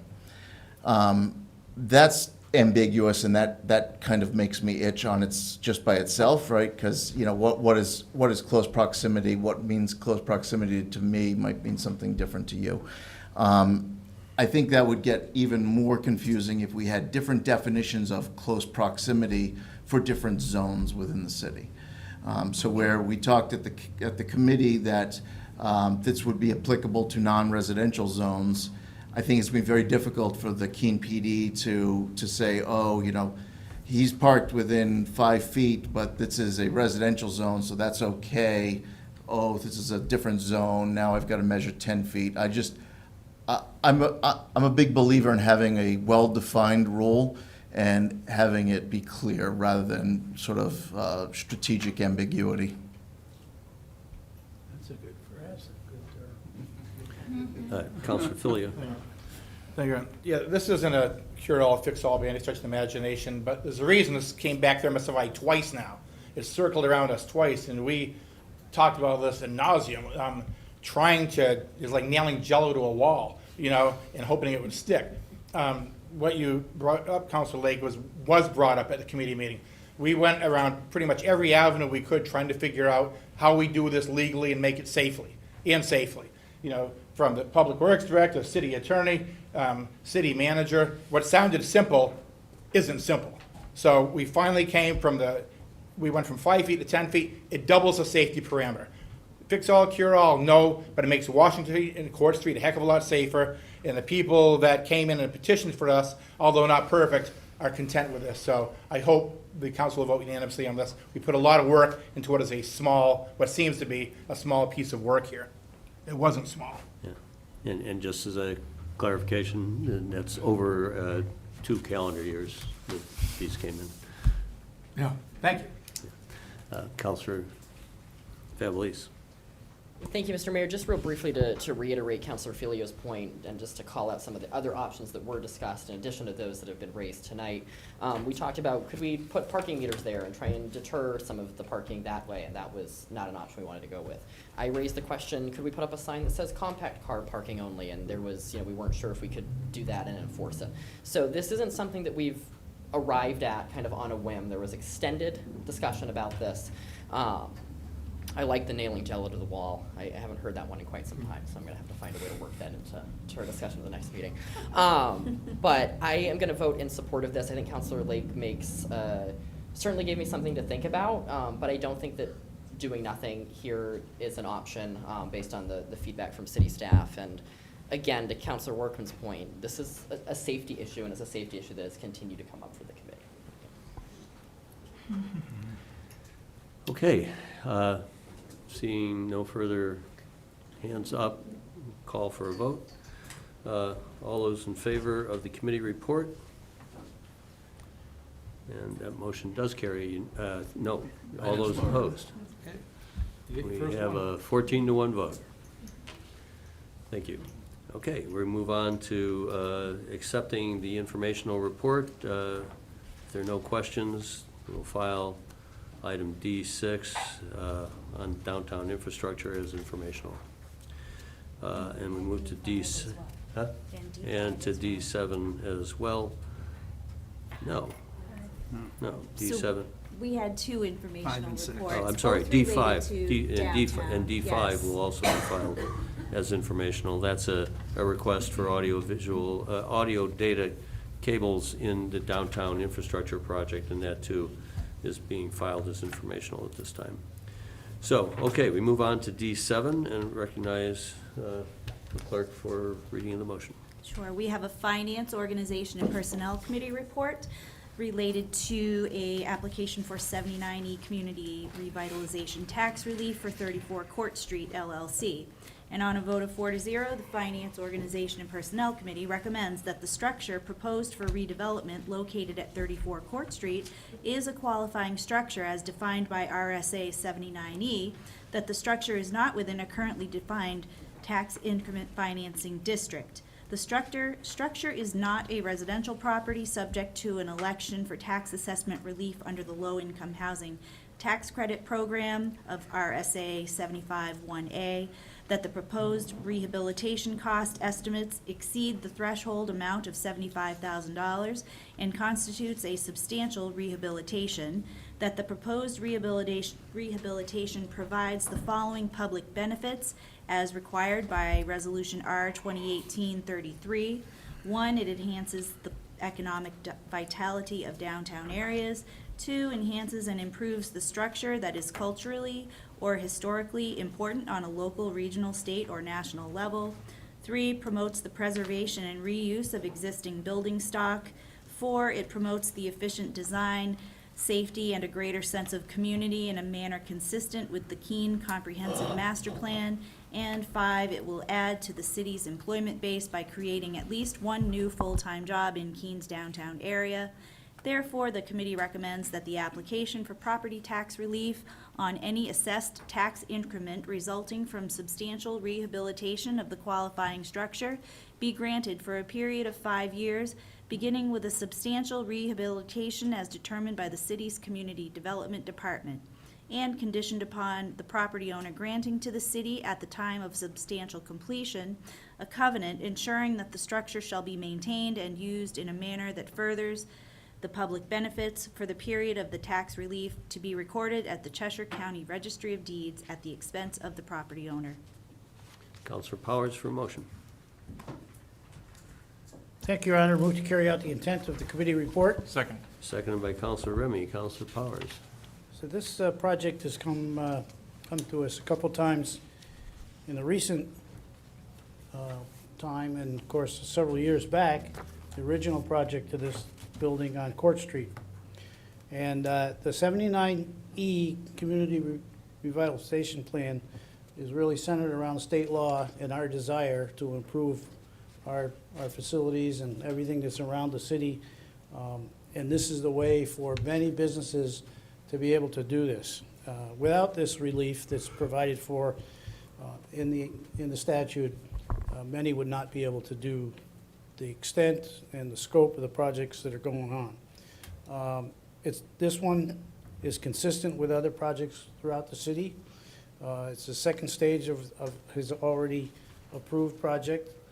All of the work that's being recommended is found to be consistent with the criteria It's a benefit to the city, and it's certainly within our own goals for vitality of the downtown region. And the committee, the FOP committee's vote was to approve a 5-year relief as provided for in the statute. I think we've all seen some pictures and seen some designs, really nice. And it's certainly, if I understand it right, it's the last standing non-used church in the downtown area, and it's still standing. And based on what he's already done, and he's going to do before September, it's going to be here a long, long time. Recommend that we pass this unanimously. Thank you. Further comments from councilors? Councilor Jones. Thank you, Your Honor. This is truly something positive. I remember years ago when Med Kopczynski and Rhett Lamb first introduced the concept of 79E to the PLD committee, and there was negative comments coming from the public saying, well, you're giving people tax breaks. It's not a tax break. You're still paying taxes on what's there, but they're improving their property, and they wouldn't be improving their property if we didn't offer this plan this way.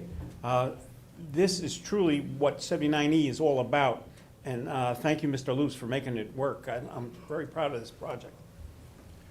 It does give a business like this the opportunity to start up and develop an income stream so that they can cover those future expenses. Okay, seeing no further comment?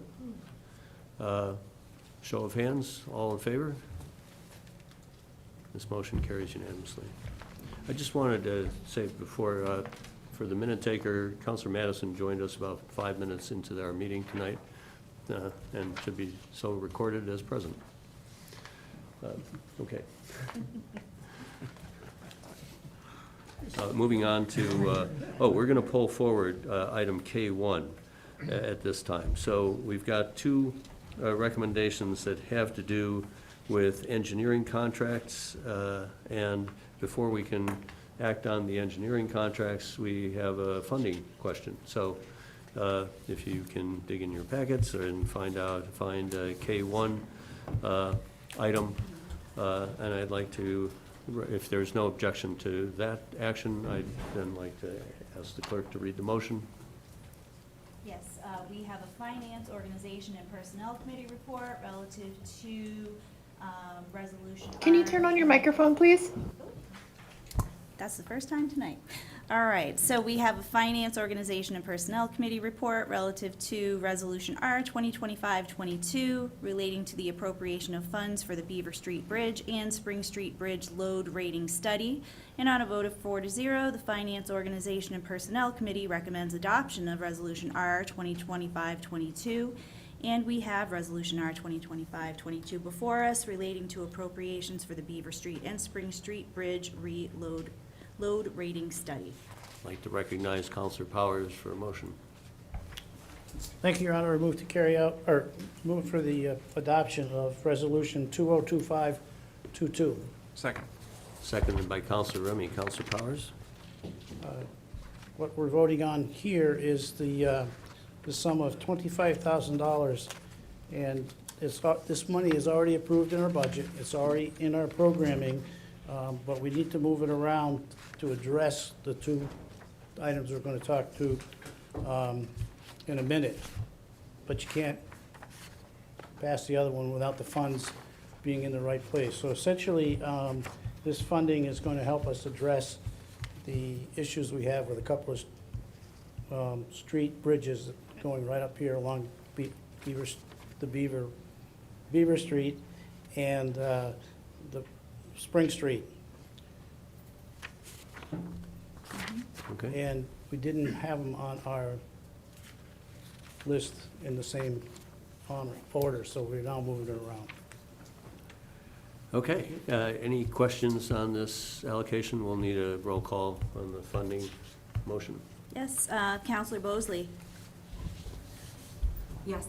Counselor Tobin? Yes. Counselor Remy? Yes. Counselor Filio? Yes. Counselor Williams? Yes. Counselor Haas? Yes. Counselor Jones? Yes. Counselor Madison? Yes. Counselor Roberts? Yes. Counselor Favelis? Yes. Counselor Lake? Yes. Counselor Workman? Yes. Counselor Chadbourne? Yes. Counselor Powers? Yes. Counselor Greenwald? Yes. So we'll now move to item D8. And now we have a Finance, Organization, and Personnel Committee report relative to an engineering agreement with Hoyle and Tanner for the Beaver Street Bridge and Spring Street Bridge loading rating study. And on a vote of 4-0, the Finance, Organization, and Personnel Committee recommends that the city manager be authorized to do all things necessary to negotiate and execute an engineering service agreement with Hoyle and Tanner for the Beaver Street Bridge and Spring Street Bridge load rating study up to $25,000. Counselor Powers. Thank you, Your For a Honor. motion.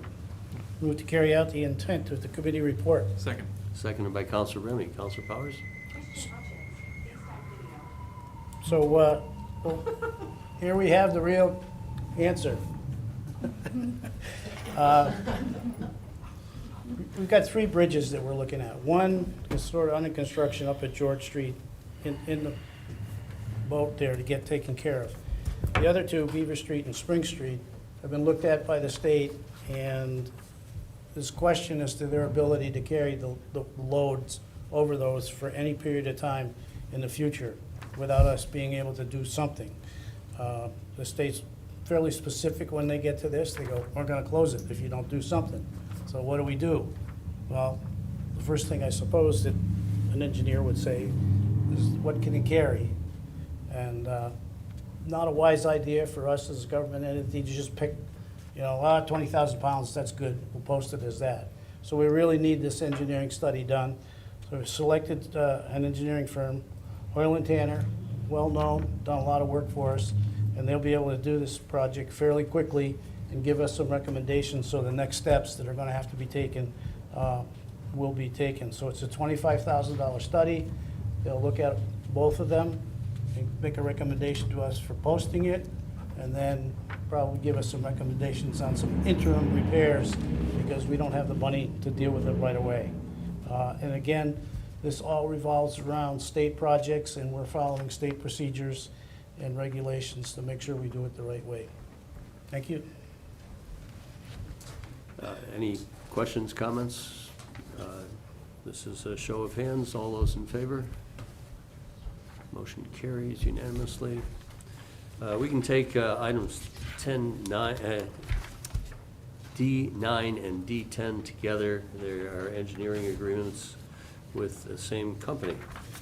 So we have a Finance, Organization, and Personnel Committee report relative to execution of an agreement for engineering services during construction with Greenman Peterson, Inc. as part of the Marlborough Street Corridor construction project. And on a vote of 4-0, the Finance, Organization, and Personnel Committee recommends that the city manager be authorized to do all things necessary to execute an agreement with Greenman Peterson, Inc. for engineering services during construction as part of the Marlborough Street Corridor project for up to $300,000. And we have a further Finance, Organization, and Personnel Committee report relative to execution of an agreement for engineering services during construction with Greenman Peterson as part of the George Street Bridge reconstruction project. And on a vote of 4-0, the Finance, Organization, and Personnel Committee recommends that the city manager be authorized to do all things necessary to execute an agreement with Greenman Peterson, Inc. for engineering services during construction as part of the George Street Bridge replacement project, up to $350,000. Any objection to considering these two together at the same time? I'd like to recognize Counselor Powers for a motion. Thank you, Your Honor. I move to carry out the intent of the committee reports. Second. Seconded by Counselor Remy. Counselor Powers? Once again, we're dealing with an engineering firm that we know. They've been selected through a process that we follow, the rules that are put together by the state, really put together by the feds, because they're giving the state the money. These are 80% state money, 20% of our funds. And they're bringing a couple projects towards conclusion, the Marlborough Street, final stages of that, and the George Street Bridge. The funding is, our portion of the funding's within the budget, within the programs. So I recommend that this be approved because they're ready to get going. Thank you. Any questions on the motions in front of us? Seeing none, all those in favor of D9 and D10? Motion carries unanimously. Counselor Greenwald, yes? Yeah. Okay, good. All right, city manager comments. Oh, Counselor Haas. Yeah, I'd like to move for a 5-minute recess. We have a bit of work yet to do. Okay. If I go out, I'm Any coming objection? back. All right, 5 minutes. Let's hold it to 5. Good, thanks. You could just leave. We are in recess for 5 minutes.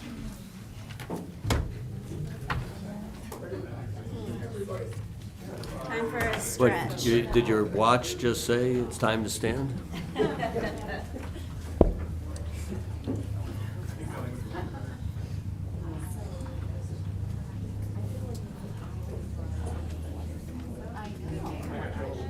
Hey, I'm at a city council meeting, and, yes, and we are about to get on the dog warrant. What the dog warrant means is that Lenny is in big trouble. You did not renew him.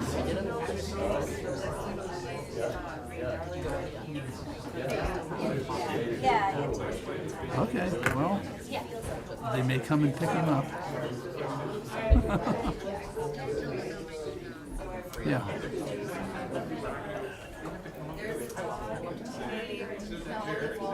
Okay, well, if I'm questioned, I'll give that explanation. Yeah. Okay, bye.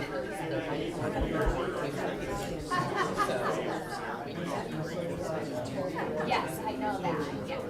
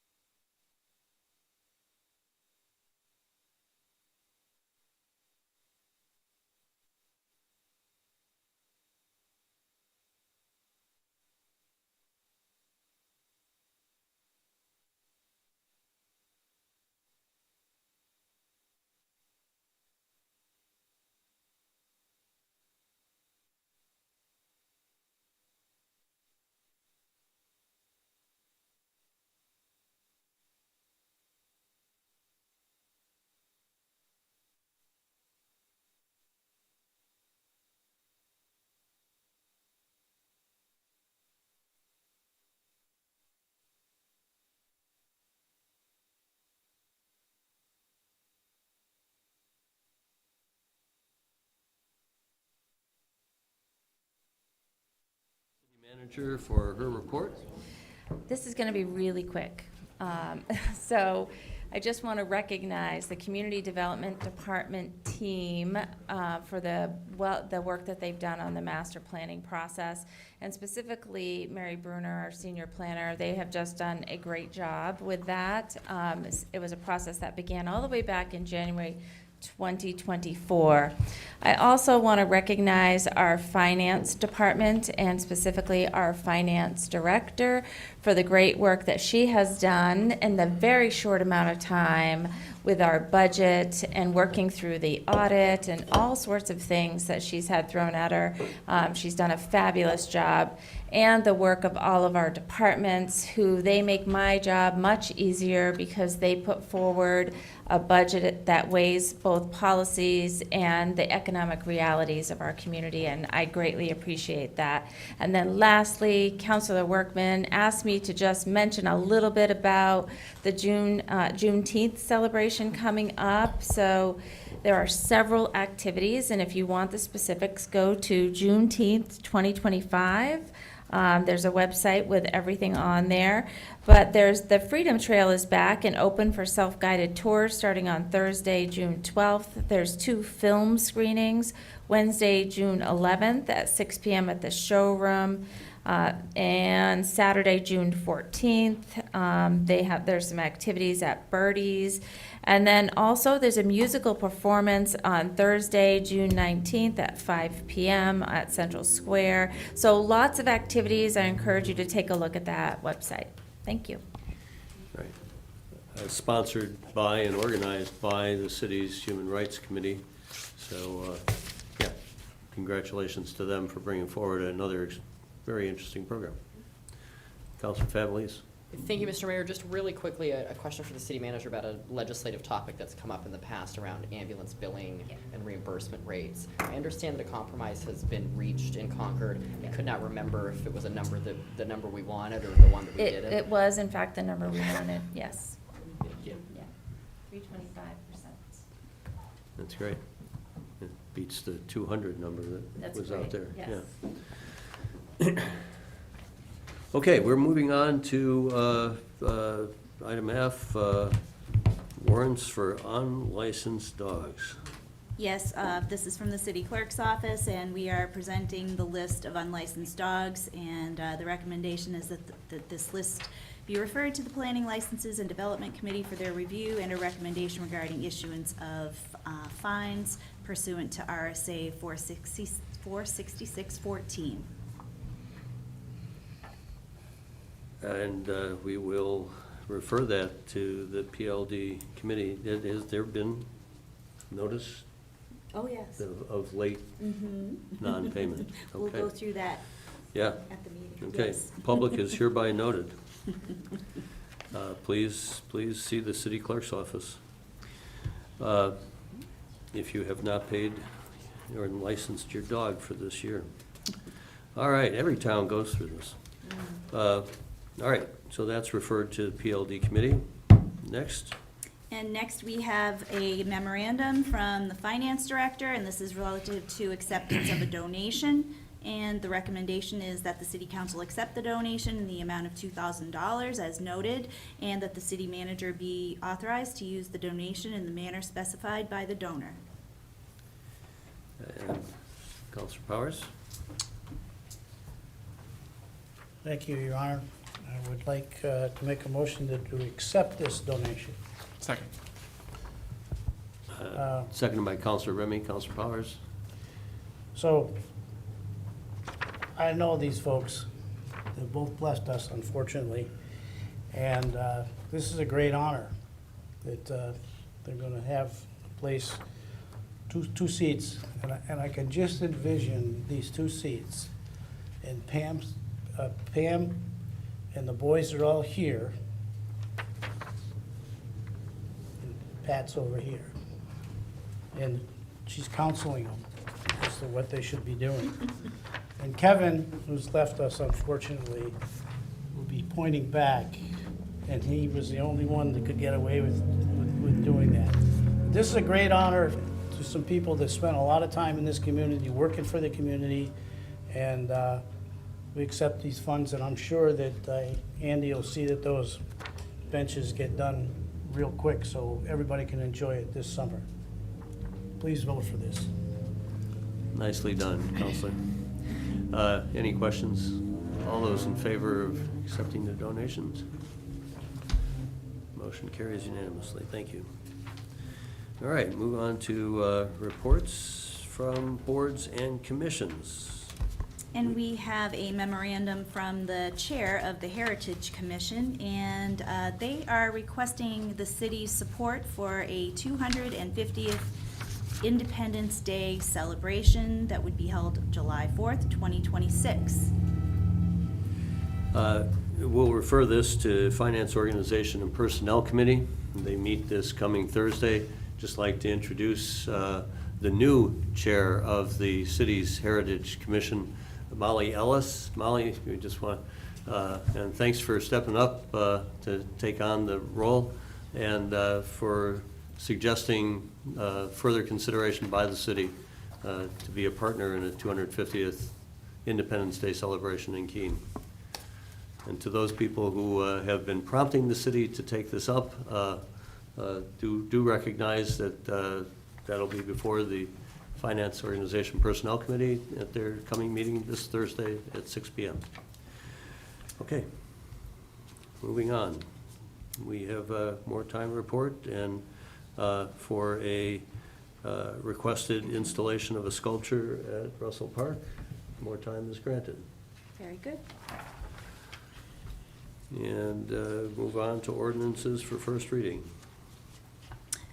So we have no ordinances for first reading this evening, but we do have an ordinance for second reading, and this is a Finance Organization and Personnel Committee report, and it relates to Ordinance O 2025-18, and on a vote of 5-0, the Finance Organization and Personnel Committee recommends the adoption of Ordinance O 2025-18, and we have before us Ordinance O 2025-18, an ordinance relating to class allocations and salary schedule.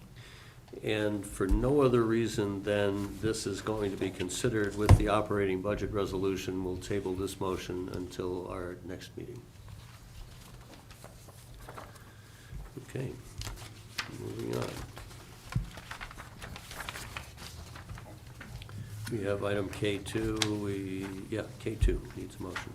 So this is a Finance Organization and Personnel Committee report relating to appropriations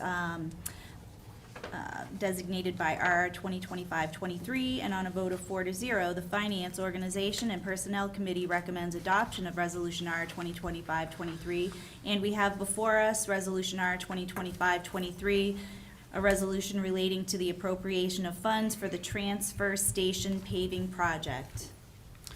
And Councilor Powers for a motion.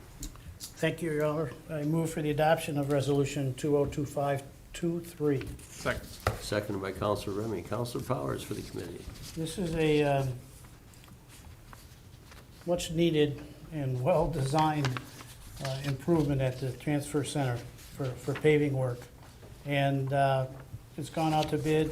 A very reliable firm has been selected, and they've looked it over, and it ought to have a little bit more than they began as an idea, just to take care of some swales and some of the drainage. And, you know, when you're doing a paving job, there's always things that come up. So this additional funds are gonna go towards that. It's already in the budget, so it's not new money being raised. It's in the fund. And there's also, in the project, there's a contingency in there because paving can go up by the day. So there's an allowance based on the engineering and the work that's been done to have some funds there in case the price goes up and we don't have to come back and get some approvals. And the most important part for the operation of the transfer station is contractors willing to do it at night, so there's no interruption to what's going on all day long. So I would really approve, I would urge you to approve this so they can get that project going real quick too. Thank you. Manager. Yep, just thank you. Just a quick real addition to Councilor Powers' comments. We did have money in the capital plan for this, but once they looked at it, that it was a much more extensive paving project, which is why, we are not under bid. And the appropriation will take it from the transfer station fund balance, which is a separate fund balance, separate from the city's general taxation. Thank you for that addition.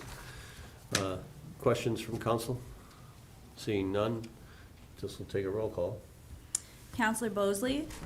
Yes. Counselor Tobin? Yes. Counselor Remy? Yes. Counselor Filio? Yes. Counselor Williams? Yes. Counselor Haas? Yes. Counselor Jones? Yes. Counselor Madison? Yes. Counselor Roberts? Yes. Counselor Favelis? Yes. Counselor Lake? Yes. Counselor Workman? Yes. Counselor Chadbourne? Yes. Counselor Powers? Yes. Counselor Greenwald? Yes.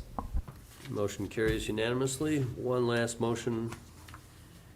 So we have one final committee report. This is from the Finance Organization and Personnel Committee, and it relates to the appropriation of funds for fiscal year 2025-2026 bond issues. And on a vote of 5-0, the Finance Organization and Personnel Committee is recommending the adoption of resolutions R 2025-13 through R 2025-21. And again, because this is a part of the operating budget, for no other reason than that, I'll table this, without objection, table this motion to our June 19th meeting. Okay, seeing none. That concludes our agenda. We have a brief non-public session immediately following. Thank you very much for the public's participation this evening. We are adjourned. I need a motion from Councilor Greenwald. Thank you. Move to go into non-public session to receive legal advice pursuant to RSA 91A3 to. Second. You gotta do a roll call, huh? We do, yes. Yeah. Counselor Bosley? Yes. Counselor Tobin? Yes. Counselor Remy? Yes. Counselor Filio? Yes. Counselor Williams? Yes. Counselor Haas? Yes. Counselor Jones? Yes. Counselor Madison? Yes. Counselor Roberts? Yes. Counselor Favelis? Yes. Counselor Lake? Yes. Counselor Workman? Yes. Counselor Chadbourne? Yes. Counselor Powers? Yes. Counselor Greenwald? Yes. Okay, motion carries. We are now adjourned into entering non-public session.